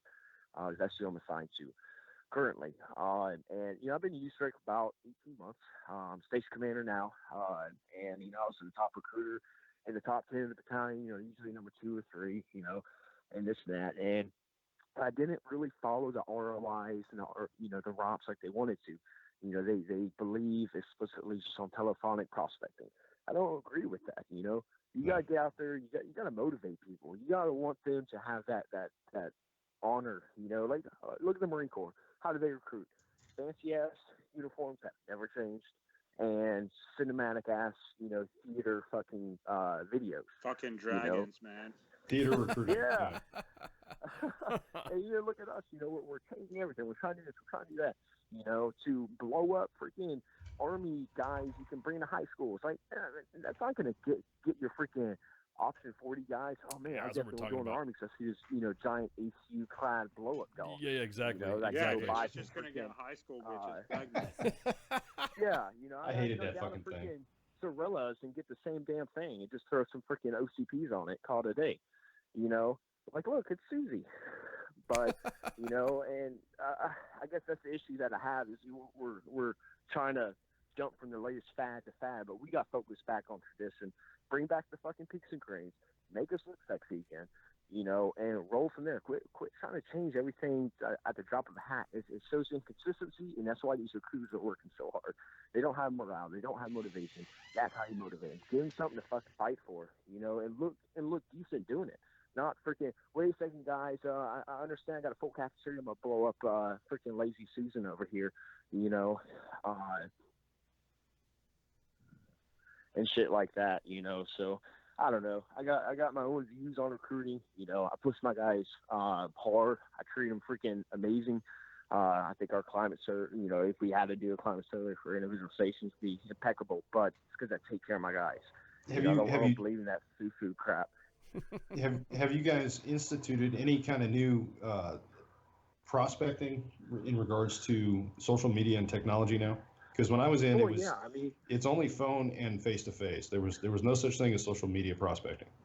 Yeah, I think that's a great thing that we are doing. We're doing social media hard. Except you can't talk to we're us. Doing the LinkedIn, and stuff like that. But, and that's all for now. Just like all of us do. Facebook is a very advantageous platform. If used correctly, you're able to blueprint kids. You're able to see, hey, it's Johnny B. He wants to be a freaking SEAL Ranger, freaking Special Forces cook. Is 325 pounds or not? Did they have them? And I do sell advantageous points, but I also have all negative points because now we have freaking Jerry Jihad from Nigeria who wants to make fake Facebook accounts, start storing money using recruiters' picks, or service members' picks. Like, oh, next thing you know, you're getting 20 freaking morbidly obese females. Oh, I love you. No, girl, I don't even know you. Like, leave me alone. You guys got to fucking. It was since the wrong account. You're not going to believe this. You guys need to jump on Call of Duty, man, and fucking. Yeah, I know, right? Yeah, Call of Duty World War Just II. fucking hang out on Call of Duty. Yeah, we had that. It was called America's Army. Yeah, well, that was a fucking failure. That was a joke. That was a joke. He said facetiously. Yeah, exactly. Go to work, log into Call of Duty. That's what I was talking about. Fucking wipe the fucking kids, and then recruit them. Yep. Yeah, I mean, I don't know. It goes down to just being a person. Don't be a robot. Use social media. Yeah, use but face to face. You're nobody wants to answer phone anymore. Look at your personal phone. Yeah, how many phone calls if you don't recognize them, are you going to answer? Yeah, sorry, but you're looking. But listen, but listen to what you're. Be about that life. You're right, but listen, but you're seeing all this email and you're seeing this fucking, like we were talking about earlier. Mike Goff said the definition of fascism is that somebody got butthurt because it was brought to somebody's attention. You know what I mean? That's what's happening right now, is that people are getting butthurt because nobody wants to hear. It's almost like nobody wants to hear bad news. And like Doc was saying about the SF community, there's a bunch of fucking yes men. Nobody wants to hear bad news. It seems like I think, and that's important, Do I feel that blasting it on social media is the best way to do it? I feel that probably not. You know why? Because there's repercussions, but you also have to look at the other hand. I disagree. If you're gonna blast me, with how to get to that point. No, but if you're gonna blast me, but I'm saying, but if you're blasting me with social media, then you better be ready to be blasted back on social media. That's my point. Yeah, exactly. You better be aware of, like, if you're not aware of it and it comes on social media, your reaction as leadership should not be to fucking you need to fucking be able to determine. You can't cover it up. You need to determine like what the facts are, because obviously if you're a leader and you're not aware of it, then that there's already tells you that there's something wrong. Exactly. So you need to figure and if you are aware of it and you're not doing anything about it, then that's when you start fucking covering it up and fucking like. Yeah. All right, sorry, America. And I think that well, I know it's still already time, but I think that Easter egg. I think overall, man, gents, I think they're doing a pretty good job for what they have, and it sucks. It truly sucks. It literally breaks my heart. I was freaking Cav riding, freaking unicorn riding scout, before I freaking joined, switched over to the dark side in Ustrek. And no, you had me until you said 19. Yeah, you had, you were cool until you said Cav. Then all of a sudden I started thinking about our own Cav man. Somebody called me. Jimmy. It sucks to see that, some people out there, they're going to want to cover that up, Yeah, I hear you. They're trying to cover their past. It's unfortunate because that issue's never going to get resolved. All right. I really feel for that individual to get out like that when he could have, been there more for his family or done this or done that. It sucks that he had such a sour taste in his mouth leaving. That's not what it should be about. People need to recognize issues. They need to bring them up. We shouldn't be just shoveling it to the side, trying to cover it up. You need to identify the problem and figure out a solution, implement it. Across the board, USEREC level. My experience with USEREC is the command and the 79 Romeos that I worked with at the time, and I can't lump you into the same category because this is a while ago. Yeah. They left a very sour taste in my mouth. The community that I worked in were absolutely 100% supportive of me. Yeah. The community and the people that I talked to and the people that I put in the Army and their families were more supportive of me than my chain of command was. Your own command. Oh, yeah. Hands down, I completely agree. It's always, what can you give me more? Like right now, we're about to, we got two tomorrow, it's going to put a 500% for AR for a month, but it's always, what can you do more? It sucks. You got a lot of good guys, and their wives and kids are waiting at home waiting for these kids to come home. But, you're trying to make them work Saturdays, you're trying to do this, you're trying to do that, extending hours, 09 to 1900, for these blitzes and this and that. And it sucks, it truly does. But, the leaders need to identify what can they do to help those families out, make it to where it's not such a toxic climate to where they're having to look at freaking E7s, wearing fucking Purple Hearts that they don't deserve, or shit like that. Yellow boo-boo freaking loading his freaking toilet paper in the porta john. But it's shit like that. It's E7s wearing Purple Hearts and getting away with it because, it's a marketing tool. We're just going to let it slide. No, yeah, definitely not. Definitely not. But I guarantee you that's what his chain of command looked at and thought. Yeah. Well, in that case, just all go slap on some fucking Ranger tabs, some SF tabs, Cuba badges. We're fucking tabs. Jihad, the fucking great American patriot. Exactly. Fuck it all. Captain America. Yes. All right, man. Hey, thanks for giving us a call, brother. I gotta get some tacos cooking and some whiskey poured, but it's great talking to you guys. Keep doing what y'all are doing. All right, Sergeant America. Support from over here from Missouri. All right, man. Have a good one. Thanks. All right, gents. You too. I don't think honestly that I don't think I think USEREC just needs to be taken down as a command. It needs to be start back up. The reason why I say that is because it has been A command was created for recruiters. Think about it. A recruiting command was stood up, and they didn't even think that it was about what the individuals were doing on the ground, like you were saying about pimps and hoes and shit.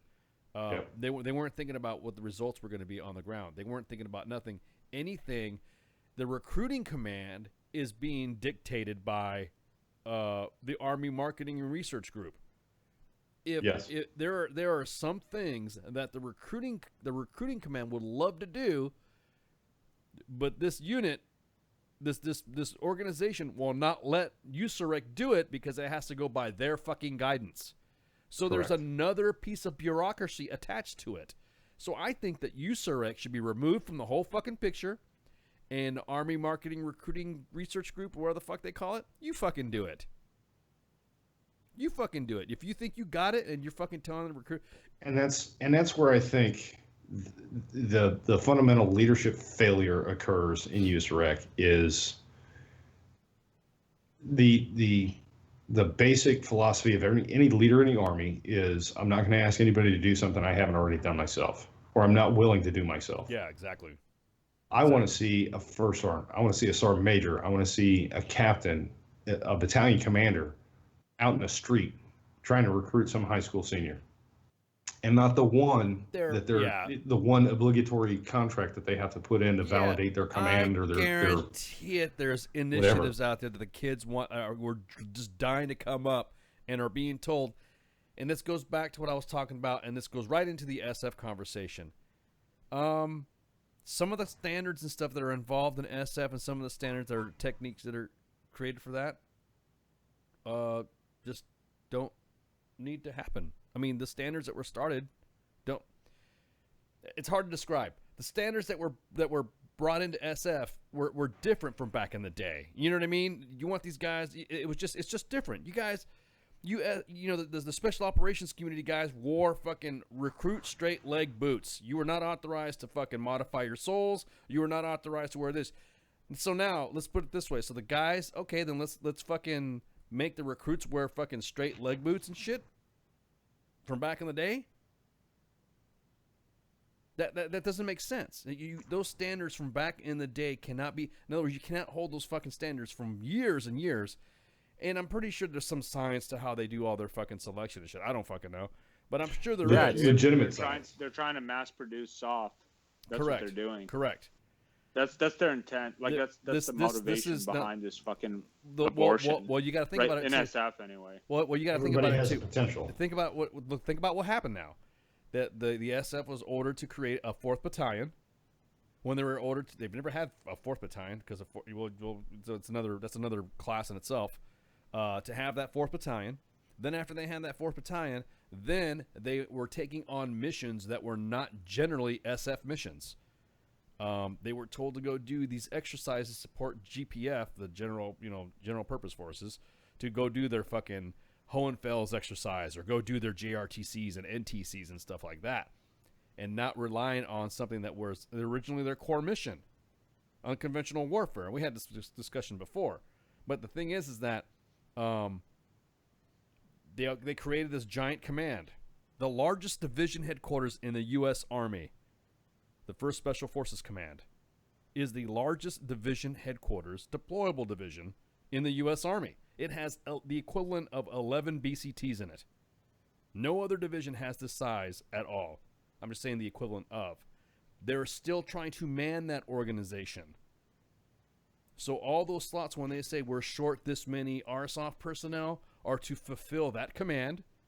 They are begging and borrowing different UICs just to build that fucking command because they tried to build it, like you said, mass produce. Thank you for the information. They're trying to build. So the slots are there's too many slots for too many Green Berets and all the other guys in there to build this giant command. So what happens? That's got to get turned out. You need it. It's almost like recruiting. You have to produce more Green Berets. Fucking ASVAB. You have to recruit. Yeah, you have to create more. You have to create more Green Berets. Well, we can't do the mission. Okay, you can't do the mission. This is your core activity. Then guess what's going to happen? We're building the SVAB. They're gonna change the berets to brown berets. That's what's gonna happen. Well, no, and fuck the Rangers when those berets get fucking sun bleached. I always thought they were foreskin berets. When I first saw them, I'm like, they look like they're penis tips, but okay. I liked them better when they were black berets. I don't know why. Anyways, well, that's a whole nother argument. But what I'm saying though is that RSOF and Special Operations Forces in the Army were given too much shit, and they couldn't say no. It's not that they said, no, we're not going to do that mission because it's not us. No, it's you will do that mission because of this. Think about the mission that's going on. The careerism, yeah, exactly, and the cronyism will stop if we embrace the idea, the fact that it doesn't matter what level of leadership you're in, every leader is a dirty boots, a muddy boots leader. I don't care if you're a 4-star general. You need to get down in the mud, in a motor pool, in the dirt, turning wrenches and humping rucks with your Joes. Period. But that won't happen, dude, because those dudes are fucking forced out because of peer fucking pressure, for lack of better term, because they're fucking forced out or they get the fuck out themselves because they realize that when they get to the top, it's fucking going to be surrounded by a bunch of fucking dudes. I mean, you can't make a change at the top. You can't. Either. It's because you get somebody else above you that's an idiot, and the idiocy increases. Like when you're at the top of, like, you know, running fucking unconventional warfare, there's going to be some fucking congressman fuck that's going to be telling you that your dick doesn't touch your ass or some shit. I want to see more people and he gets polonium, as the CSA, like Odierno, who will sit there and make a clear delineation between being a soldier and a leader and being a politician. Well, that's what I'm saying. But the thing is that the whole issue with what was in that article and what this SF guy blasted to everybody and his mother was the fact that there was a purpose of minting that first female Green Beret. I haven't seen one yet. We haven't seen one come out. As a matter of fact, from emails that I've received and emails that and contacts that I've spoken to, they have said that there's female that there was an opportunity to have a gender neutral fucking PT test, but the guys couldn't pass it. The females could. The guys couldn't fucking pass. That's what I'm saying. They're weak fucking dudes coming in too. This is politics pandering to social special interest groups that are trying to create a demand for something that isn't there. Yeah. How many women want to join special forces? Are they lining up? Are they beating down the door? I don't know. I don't know the stats on that. They're trying to fill the demand that doesn't exist. Yeah, they're trying to create a demand. And well, I don't know. You can't create demand. No. Well, you got to remember. You got to remember, women getting assigned combat roles was never the woman's choice to begin with. It was somebody's fucking social justice program to increase now, because now women, not only females in the military are given more pressure and being treated like fucking shit, because they are. I'll admit it. Women in the military get treated like shit, like a motherfucker. Just fucking face it. So not only are they given pressure to have fucking all these fucking dudes in a goddamn sausage fucking fest when she walks into a fucking team room and having to fight those fuckers off to see if she can be the team queen. Now she's got to fucking prove herself to go to fucking selection and assessment selection, who she's already going to fucking hate because there's going to be some fucking non-dick touching asses and pieces of shit that are going to be badge protectors that don't want to see her succeed. Correct. I'd say let him fucking do it. I say let him fucking come in. I say, as a matter of fact, hey, give the assessment and selection criteria and standards to an outside organization. I don't know about that. Why not? I think the standards. Hang on. The reason why. Go on. Is because I think that it's good that you have dudes that are running it. Okay, so there's certain. It's an assessment and selection. Okay. No, I understand that. There's the physical portion. This type of assessment and selection isn't just fucking something that is quantifiable with black and white values. No. Look, you need to have fucking balance between there is dudes that are going to be fucking very book oriented and counting the numbers. Correct. And then you need to have also dudes that are badge protectors. But you can't have like a whole fucking selection cadre of consisting only badge protectors or only numbers guys. You have to have a combination of those two because they will balance. They're both extreme ends of each other. I know, and they will balance each other out. I know females right now that have gone through other selections and blasted it through that were fucking dissed, that were personally fucking dissed at SF selection because the life for them in other organizations, they wanted something more, believe it or not, they said they wanted something more stable. And they graduated from selections that were far more arduous than this. And they were fucking treated like ass. They weren't even given the opportunity, and they were blasting fucking PT tests. I figure this. There are other selections that you can go to that are far more greater than SF. I agree. And I think I know that females have been in killing exactly like positions. Correct. Like assaulting bitches is what we call them. The bitches are assaulting, and they're in there doing that fucking shit. And you know what they're doing? They say, hey, this is too much. Hey, maybe I need to just go and fucking, hey, this opportunity for me to go SF, I can go and all this other shit. And you know what they're fucking stopped by? They're stopped by guys who see them as this chick being a jump master, Halo jump master, having more fucking awards on them on their fucking chest on top of having a chest, and that fucking intimidates dudes. I'm sorry. That's the problem. And I'm saying, like, SF, like, the whole thing with SF is they're fucking, that's, you know, they're fucking ate up, man. No. Like, but they need to, like, the whole point of fucking unconventional warfare is to fucking utilize unconventional assets. The whole point, or like the fact that women are being allowed to go to selection, that should be a fucking, dude should be jumping on that and fucking like totally stoked about it because that fucking expands their fucking organic tool set on an ODA fucking exponentially, dude. Fuck yeah, it does, but man. no, they don't, because dudes are fucking, because there's dudes in these positions that are fucking, they shouldn't be.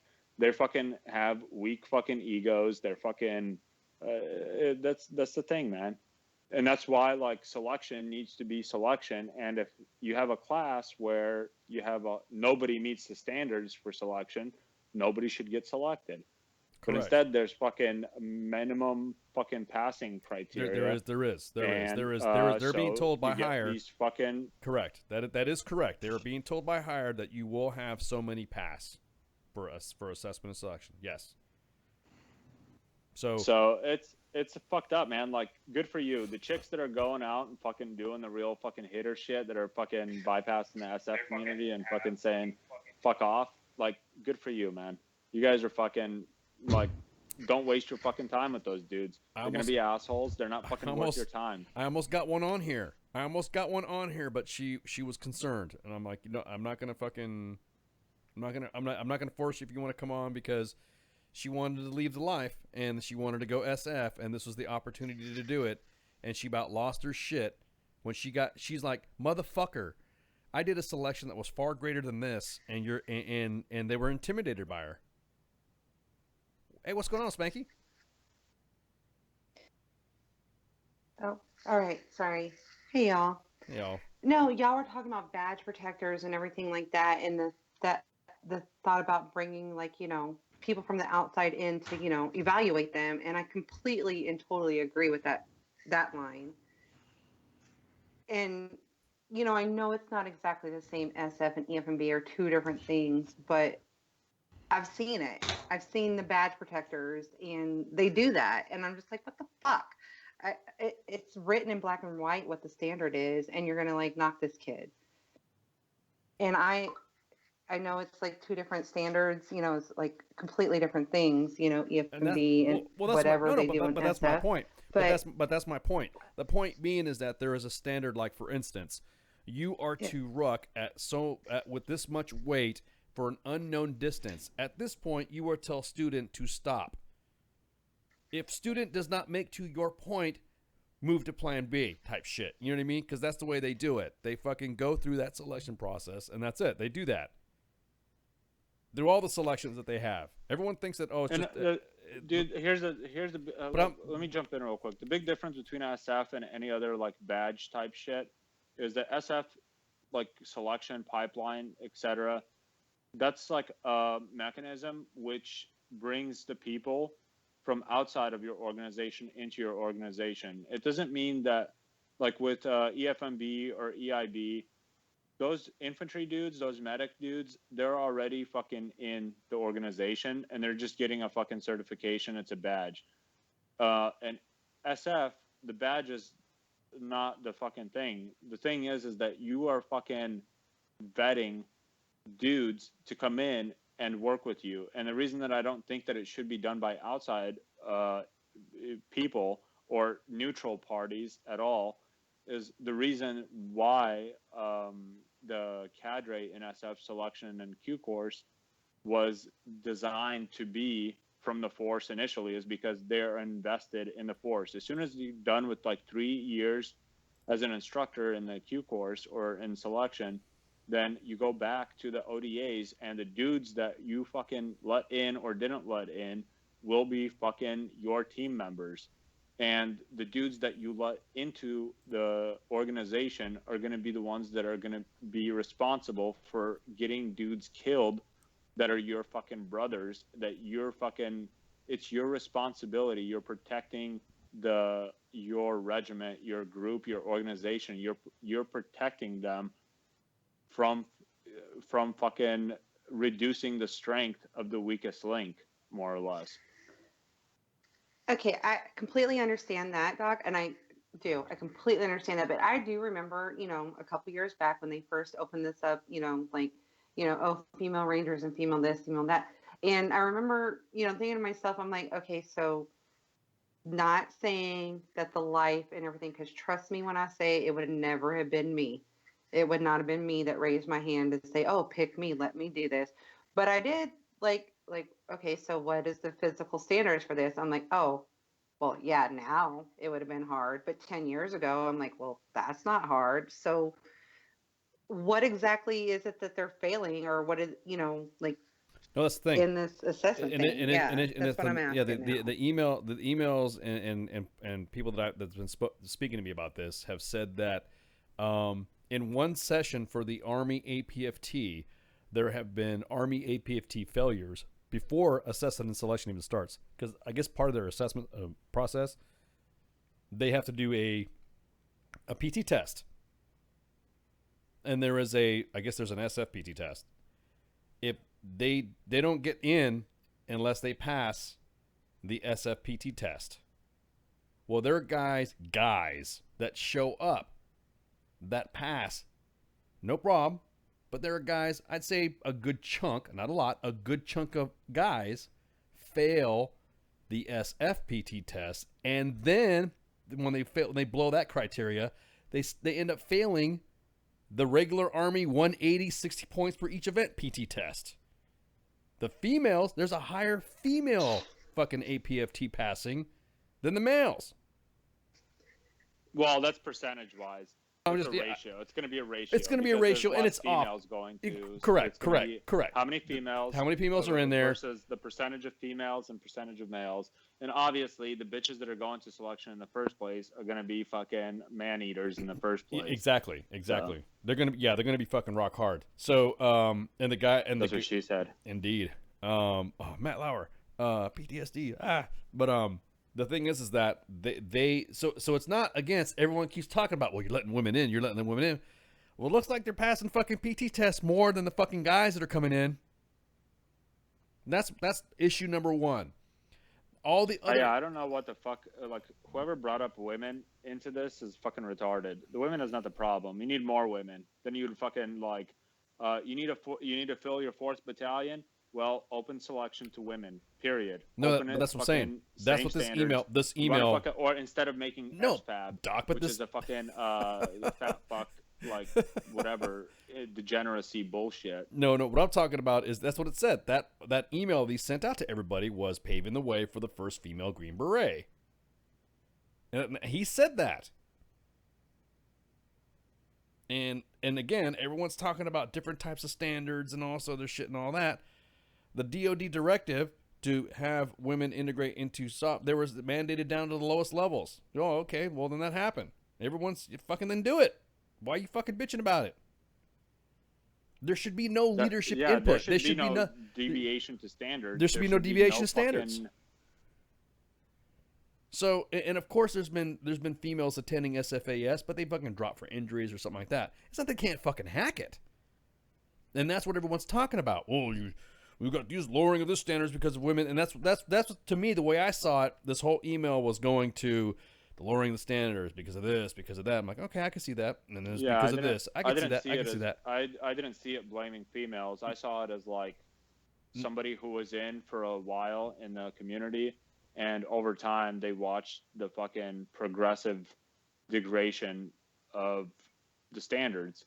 And I mean, I went through a while back, and we had a dude in the medical course, more than one, but one specifically who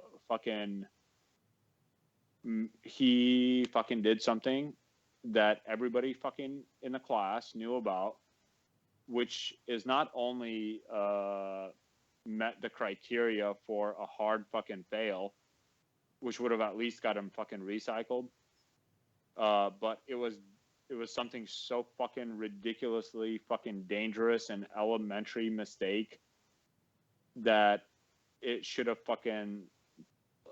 There was actually fucking said by some instructors that they asked that this dude's fucking EMTB be fucking revoked. Which I don't know if that's even possible or not. The schoolhouse was fucking. Well, there's also some of that too. There's also some certifications. There's also some licensing issues with, like, say for instance, the issue is, and this is what was not discussed, but this is what we're hearing. In reading the tea leaves and seeing what the emails and hey, I've heard, and the rumit is, and this is only purely rumit, is that's the reason why there was that accident on Bragg with the fucking with the 18 Charlies. With the demo? With the demo, exactly. Because it was somebody that they don't want to admit it, they don't want to lead into it, but they were looking to see if this guy was even fucking was he a recycle? Should he not have been in this portion of the course? See, and I'm not even gonna speculate on that. Yeah, that's what I'm saying. That's on it. Yeah, that's what I'm saying. That's the question. What I'm saying is from personal experience. There was a medic in my fucking class that fucking graduated the Q course after doing something so fucking bad that all the fucking cadre they implemented on paper like all the fucking necessary steps to get him removed from the Q course, and because of the fucking graduation requirements with numbers, he was fucking allowed to graduate. Well, I watched that. Actually, there was 7 of them in my the demand class. They called them the Magnificent 7. There was a number that was in that email that said that there is a goal every year to graduate 550 Green Berets, and it's on average between 400 and 470 instead. So again, whatever. They say that it's a goal, right? But that's fucking sticking feathers up your ass and calling yourself a chicken. It's literally like they say it's a goal because that's just like fucking so again the SFAB. But that's the reason why. But that's calling it. But that it's from what again other sources and other people are saying is that the spirit of SOF is going away. The reason why everybody left the big army was because our SOF was supposed to be where you were an open thinker. You were allowed to fucking figure your way out of a situation and be allowed to articulate that to your leadership what you were going to do, because you, as a captain and a master sergeant, are going to have a couple of knobby-headed buck sergeants or staff sergeants and sergeant first classes with you in an area that's you're by yourselves. And so what they were saying is that they're now bringing back this is what the email guy was complaining about, is that a relief is mandated by regulation. Well, what's the relief for? Okay, you really going to fucking bust somebody for being, like you just said, Doc, your course lasted 55 weeks just about. A year. So within a year's fucking time, you're going to drop somebody for a fucking course for being late to formation 6 times in a fucking year? You know how many times I've been late for formation and I'm a fucking first sergeant in a year? More than that. So, I mean, fuck, that shit's fucking happens. So you're going to fucking cream a soldier for that shit? So again, and they say, oh, that's a soft attribute. Nah, what the fuck, man? Give me a fucking break, dude. You're really going to frag a fucking soldier who's gone through all this shit. There's also some common sense here. You had a guy that went through assessment and selection. He was late for fucking formation. Now I got it. If he's missing movement for a fucking jump or a fucking whatever, hey, I got it. A class, hey fucker, you make him stay late or do some shit. But to just sit there and just fucking drop and then use the standard big army excuse, that's a soft attribute. Motherfuckers don't even know what the fucking soft attributes are anyways. That's what I was just gonna say. I don't know what the fuck that is. Yeah. I only know fucking hard mode. I'm a grower, not a shower. And then they rely heavily on the input of other people aside from the assessors. That's what the guy's saying.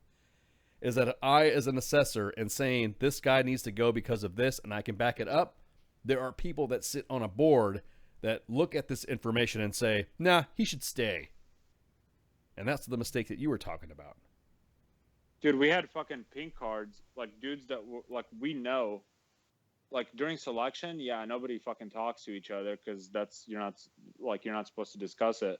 But when we're doing peer evaluations, that's also part of the whole fucking, you're being assessed by your peers as well. And you do pink cards and blue cards. And when you get a pink card, it means that you're the guy who, you know, I'm given a blue card and a pink card, and I fill out on the blue card who is, I think, the best dude in my fucking class at the time, and the pink card goes to the worst dude in the class at the time. And there's been fucking times in different phases where the fucking pink card is gonna go to one fucking guy. Everyone knows who that fucking one guy is, and fucking repeatedly that one fucking guy is still there after the peer evals. So I'm not saying like you damn right, cause first sergeants are never late for their formation. This is not a fucking new problem, and I've talked to friends that were instructors recently and that are still instructors, and when I asked them about this email, they're like, yeah, dude, it's totally fucking true. Yeah, now that's, I've heard through other sources. And they can't fucking do anything about it. And that's exactly it. Fucking busy, man. Yeah, like they're too busy fucking being out in the field. They're too busy fucking like doing their shit. They're trying to get some family time in because they're on fucking training cycle in the SWIC 24/7 instead of it's supposed to be fucking, and it is generally a slower ops tempo than, well, I won't say every fucking group assignment, but in some cases you're fucking rotating in and out of a combat theater every fucking year, and you don't have fucking time for family. And sometimes like dudes come here and they're like, well, maybe I'll fucking, they try to fucking make time for their family and shit, but it's really a two-way battle. They're fucking not only like sitting there breaking their, because it takes effort to do this shit, to do a proper assessment, and they have integrity, you know what I mean? Like their integrity is being questioned when somebody that's not even fucking assessing them is saying no to their fucking decision. Like that's a fucking slap in the face to their integrity. Or they're saying that they're fucking incompetent then if it's not integrity. Well, they fucking sure as hell are. They wouldn't be there if they weren't.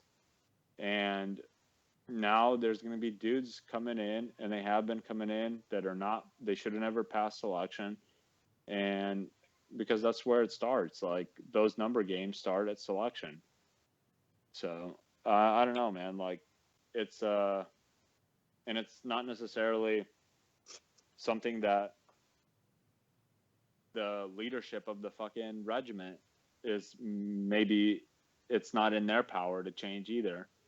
Because if some fucking, like, I don't know, in the stratosphere, wherever these fucking directives come from for numbers, if the numbers come down, then fucking the numbers come down. That's what you got to do. But letting shitbags slip in is the wrong fucking answer. Like, you guys should fucking, like, you know, let chicks in and do something, like develop a fucking way for them to exist in a community without them getting pregnant in like 2 months and an ODA.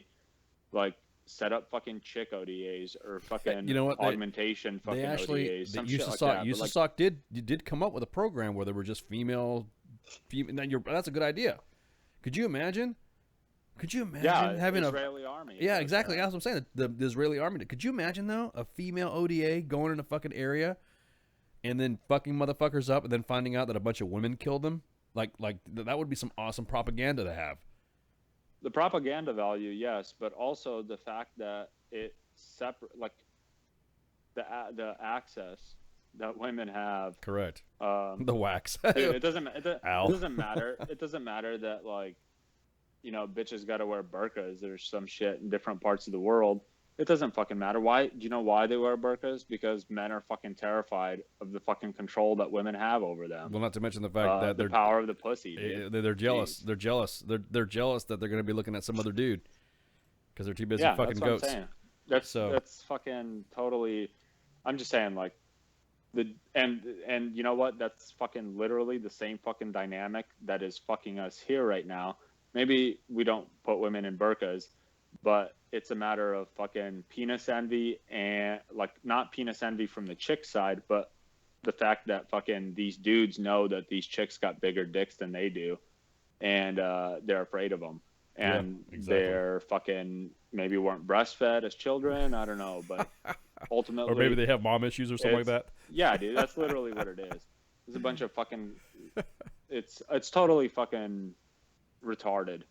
So the chick comes to selection and you're gonna fucking, like, trust me, like, I came through, like, I was a grunt before. I never worked with bitches.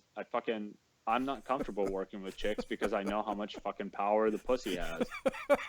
And when I went to airborne school, my fucking friend, they do have a powerful. My fucking platoon. So my platoon sergeant from the infantry, he had friends that were fucking not black hats like the dudes, the lower ranking dudes, but he knew fucking one of the senior NCOs in the fucking airborne school, and he fucking knew that I was like, it's not so. I was just like preferred to stay away from women because, and I'm not saying that the reason that I preferred to stay away from women is because I saw that. In an infantry unit, like, it just creates chaos. Everyone's running around trying to fucking bang. It's just fucking messy, you know. It's a distraction. No, you're right. When I've been in units, and I was young. I've been in units, and then that pack clerk comes in. What does everyone say? Hey, did you see the new pack clerk, or the new S1, or the new S2, or something like that? Dude. And the first thing that comes out of their mouth is she hot. and that's the thing is that, like, yeah, dude, I'm all about fucking hot bitches, you know, or even fucking 4 out of 10 would bang. But generally speaking, it's the distractor. And I'm not, in the spirit of my fucking, like, not wanting to work with women is not because I'm sexist, even though you may think so from my language. It's not sexist per se. It's pseudo-sexist. They should teach that in sharp classes, by the way. Whatever, dude. I'm fucking tired of fucking social experiments, man. I'm fucking so tired of civil experiments that we're going through right now. It's unfucking real. It is, man. But please continue. Chicks are fucking, like, everybody's a person. Dudes are no better than fucking chicks.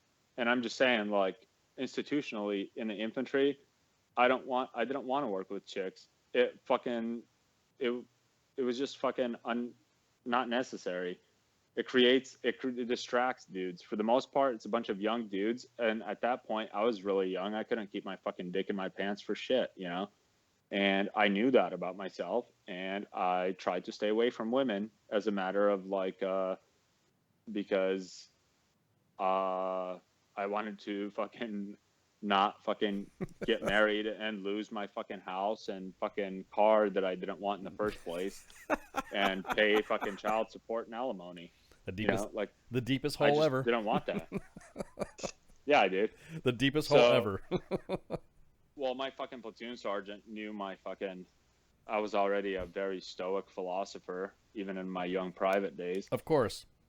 Yeah, but so my platoon sergeant knew that I was, quote, didn't want to work with bitches. So when I went to airborne school, he fucking made a call, and in my airborne school class, I was a squad leader at the time, like a E6. When I came in, they fucking made sure to assign every fucking chick in that class to my fucking stick. And I was in charge of herding cats. But that's just you though, dude. For a fucking month, bro. That's just you. That's your situation with you. They're just some guys that don't even want to. I mean, you have your different reasons, but there are just guys that will literally treat fucking female. I've seen it happen. Female soldiers like shit. And the first thing that comes out of the guys that fucking do it, when I correct them, I was like, "What the fuck's wrong with you, dude?" The first thing what do you think the first thing they fucking comes out? Oh, you fucking her? Is that why you're protecting her, man? You fucking like Captain Save-A-Ho, huh? First one, you're trying to, you know, you're trying. Whoa, come here, you. Really? Did you really just fucking, you know what I mean? Fuck that. What I really don't get is that, is like we talked about before, what is it with dudes fucking sending women dick pics? We talk about that. And that's what motherfuckers are getting in trouble for right now. Them bitches don't want to fucking see that. Could you imagine? What's wrong with that? No. They weren't breastfed. Well, what about, no, but I'm saying, if a woman says, hey, you want to see my B pic? No. A woman tells me if you want to see my dick, I'm fucking all about that. Oh my God. Whatever. But only if it touches her ass. It's inequality, man. Whatever, dude. I want chicks to send me their dick pics too. Yeah, No. I don't want to see no damn dick. I don't want to see no beef pics, no dick pics, or nothing, dude. That I'm supposed to find out for myself. I'm supposed to go on the hunt. I'm supposed to be like Predator and shit. It's the game. You know, it's too aggressive, man. Once again, to destroy the meat socket. You're showing your age. Let's use technology for what it was designed for. Yeah, exactly. Well, you can fucking text and talk and all sorts of shit, and then vids and something like that. Yeah, it's different when you get to that point. But my point being is that they're like I said, it's watching today's soldiers interact with females, in uniform. It's like watching. I feel like I'm watching Ron Burgundy's fucking whirring around going, hi, well, since you can't really do the job anyways, how about you just sit on my lap? Ha, ha, ha. And I'm thinking, this guy's fucking 20 years old, and he's sounding like a fucking, a lounge lizard. No, fuck that.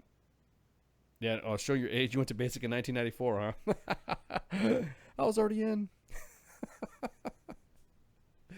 Oh, man, I feel old. You went to AIT. Wow. Okay, yes, I'm probably like the second oldest person at the station. Ice.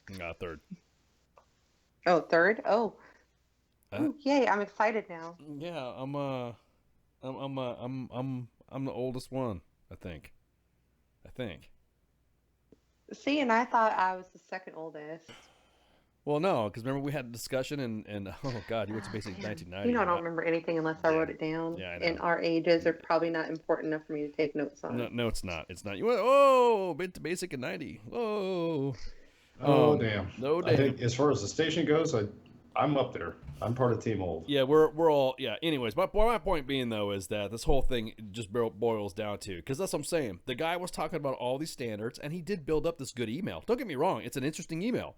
It reads, I'm like, okay, these are some fucking serious fucking issues. I see, because I see special forces just like how I see Army aviation. It's specific. There's a way to it. If you don't, I'm like, you just don't teach somebody how to fucking fly, and if they suck on the stick, then guess what? They suck at the stick. No pun intended. That's what she said, right? But it's literally. But the same thing with the special forces individual. You could say guy or gal. There's an art to it. There is an art to aviation. You have to fly. You're either a good pilot or not. Just same thing with so if this guy is is freaking, is highlighting stuff like that, then I could definitely see his point. But then as soon as he writes, paving the way for the first female Green Beret, dude, you just lost me. It just seems like you're fucking hating because there's a bitch out there that can probably do more push-ups than you, or was probably looked at better than you because you're still stuck at being a fucking instructor. You know what I mean? That's there's two ways to doing it. And, yeah, I know what you're saying. And the CG, I'm telling you what, that wasn't a political thing. He's being a guy. He's a general, dude. He's being a general. I see it a little bit differently. I agree with you that that's one way of looking at it, and another way of looking at it is that because when the whole thing with allowing women into SF came down, the directive for that, it was a big deal. Okay. And it's not necessarily that dudes are against women being in, but it's a matter of how much admin fucking bullshit was included. Once the directive came from top, how much more bullshit was added onto it. And once it hit the assessors and shit on the ground, and how much fucking additional bullshit that included.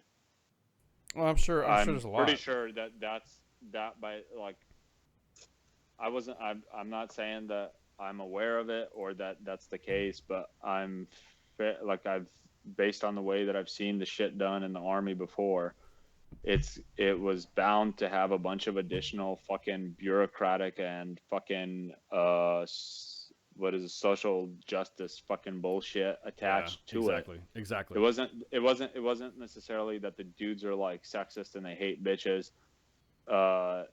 That's part of it. I'm sure that there's dudes like that there, and maybe they just they don't have the fucking vocabulary to express their fucking angst for not being breastfed as children. But that's a small percentage of dudes.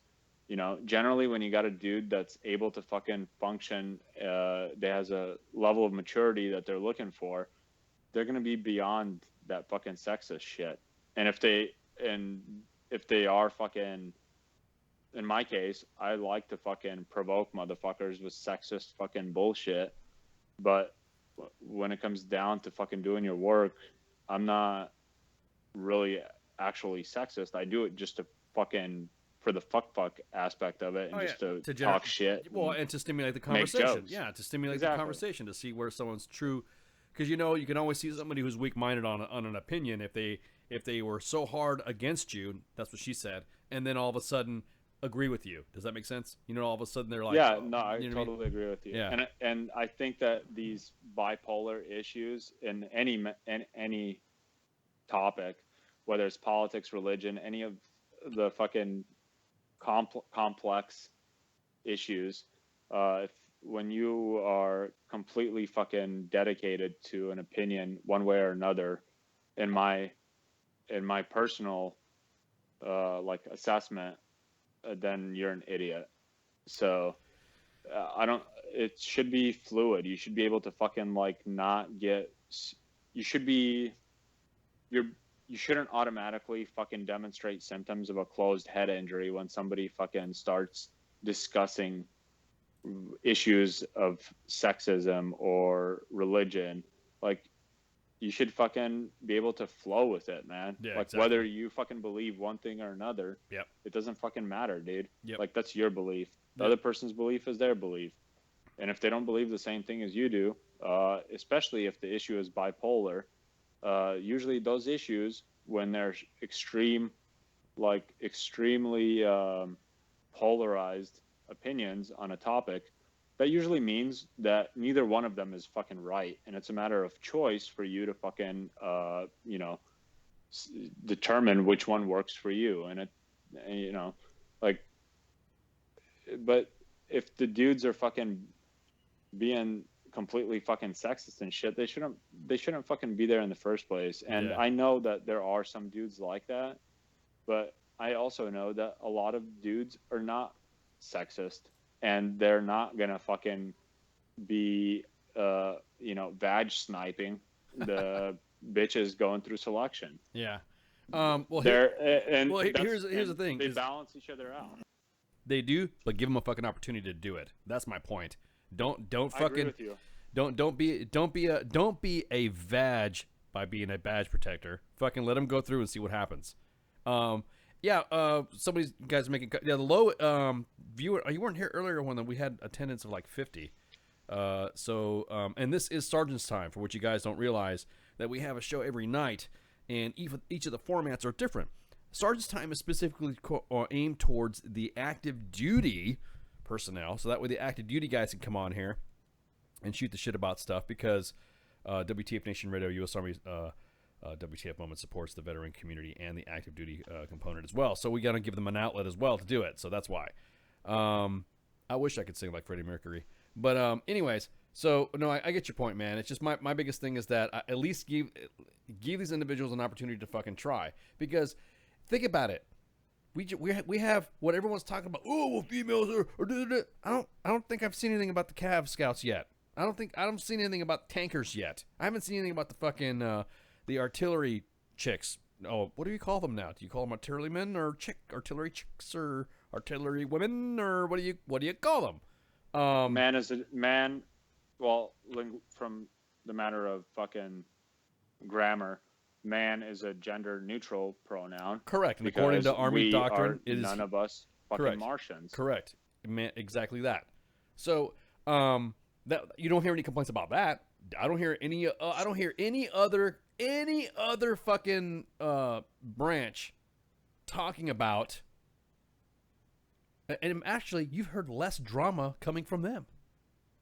I'm not trying to say that the RSoft community is fucking whiny, but I'm just saying. I don't think that was the fucking main point of it, though, man. I think that was like just he wasn't complaining about women being allowed into the regiment. I think he was complaining about the fucking all of the bureaucratic nonsense that fucking was included in that fucking directive change. No, of course. I mean, and then he dimes out the command favoritism, which you did talk about, which obviously it's fucking, it's a big deal.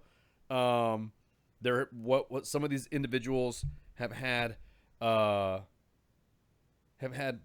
been admitted and waived into the community, like you were talking about earlier, that were waived into the community that shouldn't have been there. And here's the other thing, man, real quick. Like, I want to say that there's hard standards, there's the assessment format, but then there should be also given a measure of leniency to those standards for the assessors to fucking assess. And they should be trusted. The power should be in the assessor, not the fucking board. The assessor should say, hey, this guy may not be passing these fucking standards, like for whatever reason. That argument should be made by the cadre to say, but I think he or she deserves, or not deserves, but like they can be still an asset, or for whatever reason. And those are the individual instances where what I'm saying is the standards shouldn't be a rigid fucking stone tablet. So then why is it seem like it is a rigid stone tablet for the women to come in? That's my question. I'm not saying that they should be. I'm saying that there should be standards across the board, because the standards are you can't predict everything with a broad brush. You can't paint everything with a broad brush. Oh, of course. And if there is a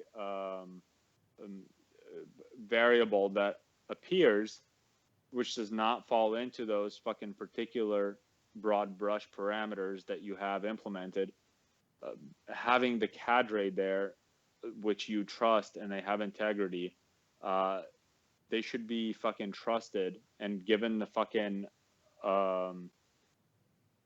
they should be encouraged to fucking come to the board and say, look, this dude, for this reason, it shouldn't be because of number, it shouldn't be driven top down, but what I'm saying is it should be flexible. Like, standards are standards, yes, but sometimes maybe they need additional attention, but like if the cadre fucking points out, like the cadre shouldn't be fucking scared, or not scared, but like they shouldn't be, they should feel comfortable.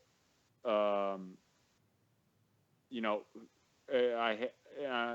generally, like, we tend to fucking think of like favoritism as bad, but in this case, I don't think it's a bad thing. I think as long as it's balanced out by like because you're never gonna have like all the cadre are never gonna be by the numbers cadre, and all the cadre are not gonna be fucking favoritism type dudes either.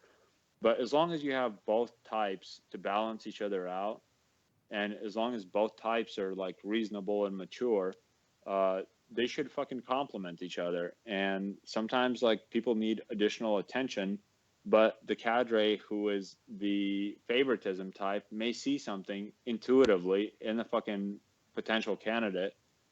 And if they weren't busy fighting the fucking leadership, they would have time to fucking like develop and give more time to the fucking people that they see potential in order to help them fucking like grow and develop those fucking standards. These are, I mean, think about it, these cadre come from a fucking element of the best teachers in the world. That's what they do. I'm not disputing their expertise, but a lot of the practices and a lot of the techniques of said selection that they have been given to use to assess these candidates coming in have been proven by outside individuals. The Kim test, the psyche eval. Those SF guys aren't doing that shit. They're not doing that. I agree with you. They're not doing that. That's an outside organization teaching them that. That's an outside organization doing those specific types of tests. And then SEER, did you know SEER is comprised mostly of MI people? Not SF. Just a couple SF guys here and there. So it's not. No, I know that. So it's not really a fucking, yeah, MI. Yeah, everyone's like, what? MI? Yeah. But the thing is, I'm not saying that the SF community is like godlike in their fucking knowledge. That's the whole point, is like they bring in experts when experts are needed, you know?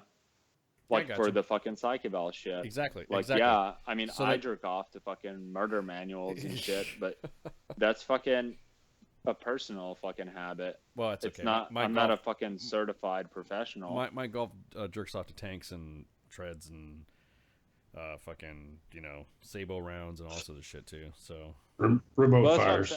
Yeah, exactly. I'm not. That's why I'm saying. Like, there's aspects of the standards which are, and even the selection standards, those aren't all fucking created. Those have been created over time, in fact. Correct. And that's not the whole all point. of them were by SF dudes. Correct, and that was and exactly that. There was yeah, exactly, because if we want to get in the history of it, a lot of it wasn't done by SF dudes.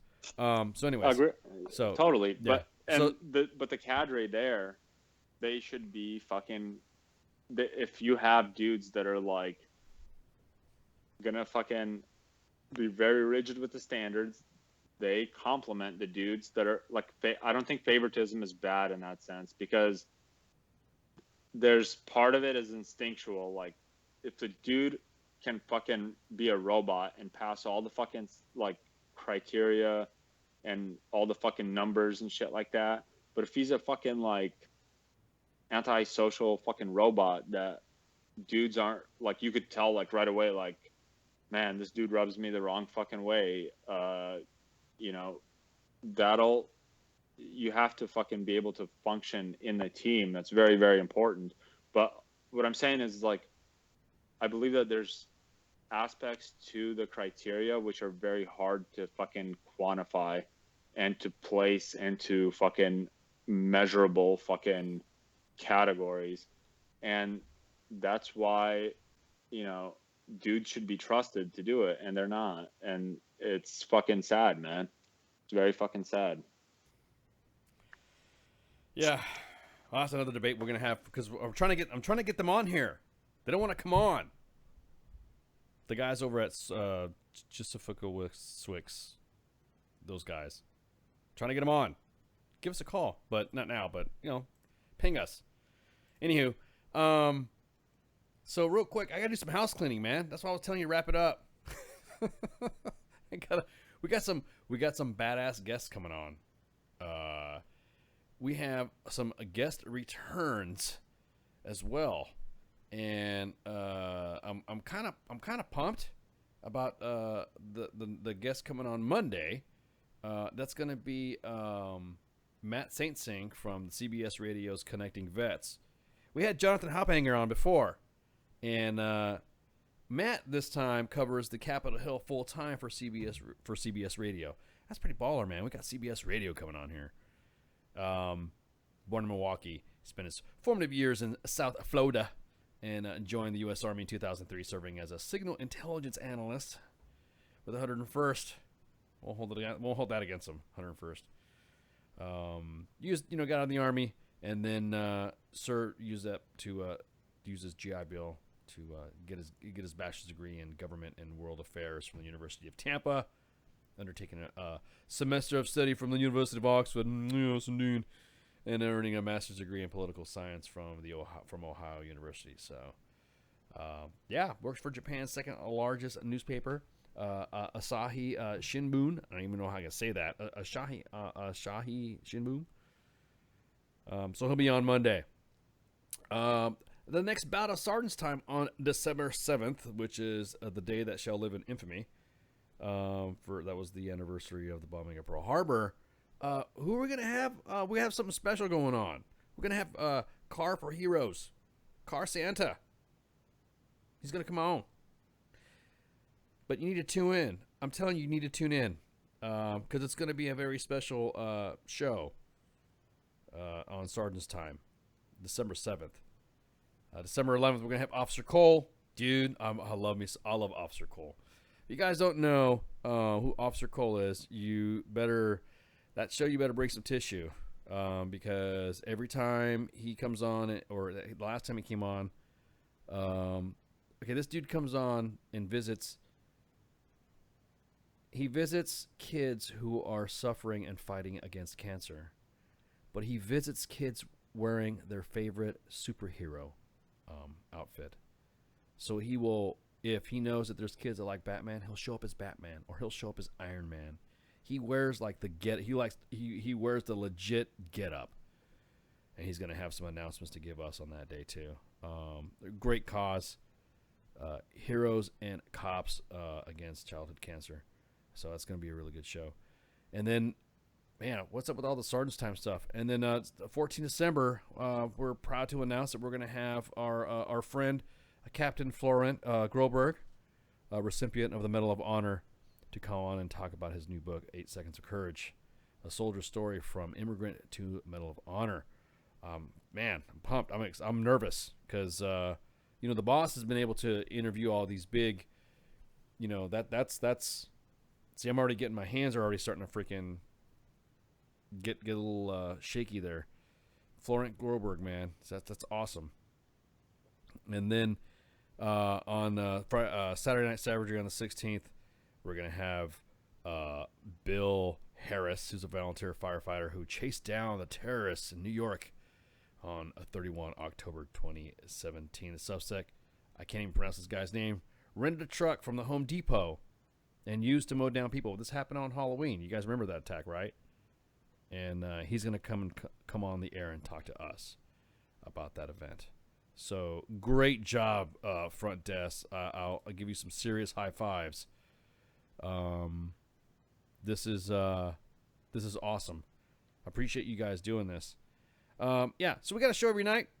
Today we have I guess we had the hijacking of the taco truck. So I heard some rustling in the freaking office, somebody fighting over the keys, and the next thing you know, I heard "God damn it, Minx," and then the next thing you know, can we get some, can we go on and I heard some voices, and then the next thing you know, bam, she's on the air. So Minx was in charge of the taco truck today. That, of course, we got a show Tuesdays and Thursdays, 12 to 1400, and then we have a show Monday, Tuesday, and then we're on a Donza on Wednesday. Do you guys know what Donza means? Do they still use that word in the Army, or in the you guys remember that? That's an old term. Is it a Jew holiday? No, it's a day of Day off, no scheduled activities. Yes, or yeah, exactly. No, it used to be called a training holiday. No. Before the Donza term. The Donza term. No, training holiday was something fucking new that the new fucking army decided to do. But old school, Donza was a day of no scheduled activities. No, okay. we called it training holiday before the Donza thing. Okay, whatever. Sounds fucking whatever. ethnic. My whole point being is that Wednesday's a Donza. There's no show. Thursday is Sergeant's Time. Friday is Friday Night Freedom. With Minx, we got Saturday Night Savagery. We got the Green Room on Sunday, and then back to you a Monday with Moi, and then Tied Up Tuesday with Minx. 20 to 2300. We also got Twitter, Facebook. If it's got a .com, just / WTFNR or WTFNationRadio.com on Twitter, Facebook. Go to WTFNationRadio.com. Catch us on ArmyWTFMoments.com as well. And there's a tab that says WTF Nation Radio. Check it out. Check our webpage out. You're noticing some more traffic on there. You're seeing a lot of podcasts on there. You're also going to probably see a web page update because, it's just that time. That page, just need to update it some stuff. And then other than that, I'm excited. I'm looking forward to Company Day. See, they're usually marked as Mandatory Fun Day. Even Kaz knows what freaking Donza was. See, Kaz we're old. We joined Army old. And you're like, nah. It's almost like kids. Oh, whatever. Old Army. Old Army. That's why they call it Old Army. So, guys, thanks for coming on. Real quick, I just want to say something before we go. That video of that kid slapping that fucking NCO during that pie throwing fucking thing, I'd have beat the fuck out of him if that had been me. Yeah, done, son. Did you see that shit? Yeah. That was a fucking Joe taking advantage and doing a cheap shot against an NCO. That's a sucker punch. I'd have beat his ass down.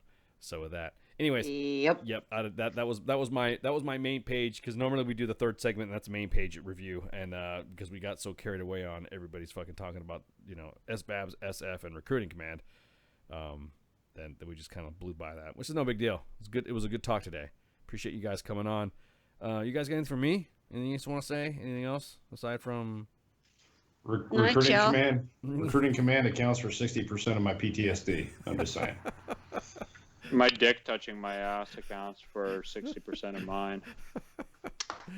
I don't have a dick to touch my ass, so sweet dreams. All my ex-wives account for my PTSD. So, anyways, y'all have a good one. Shots night. Oh, geriatric shots.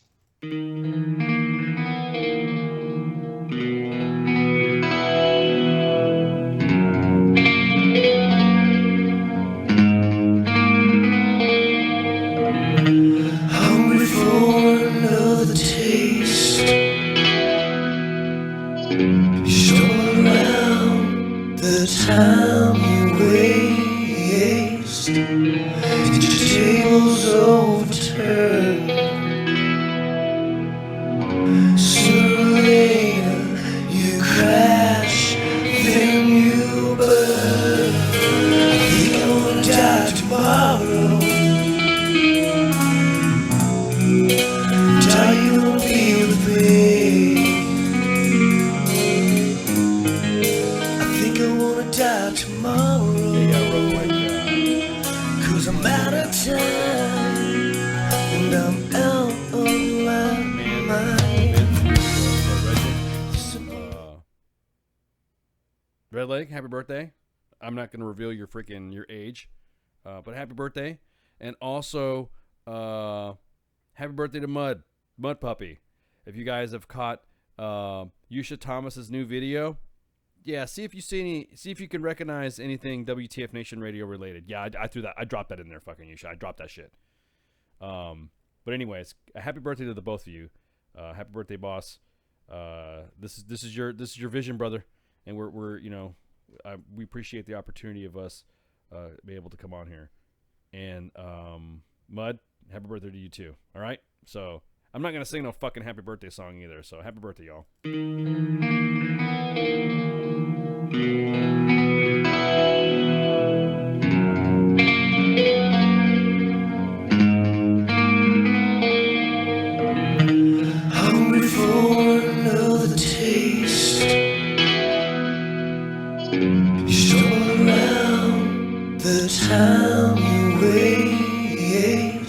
and your tables overturned.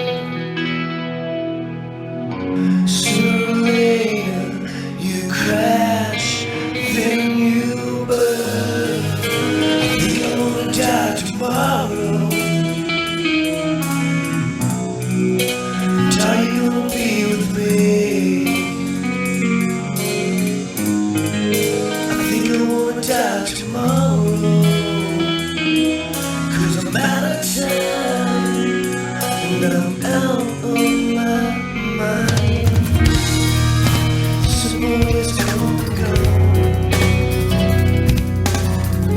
Still I love the way you turn on. But I just can't find the words, 'cause everything I say sounds so absurd.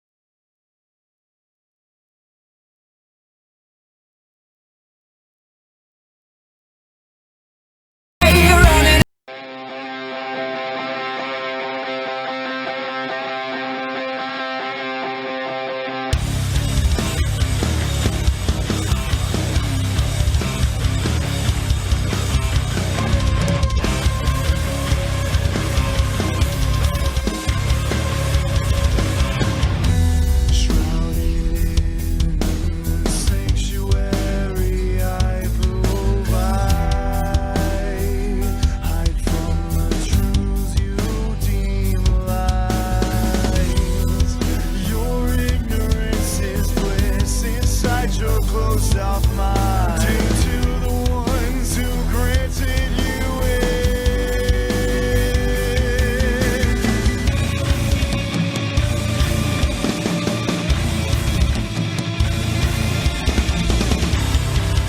There's got to be another way. We will not embrace this play. Our place to be a part of the hate and pain. When I beg you to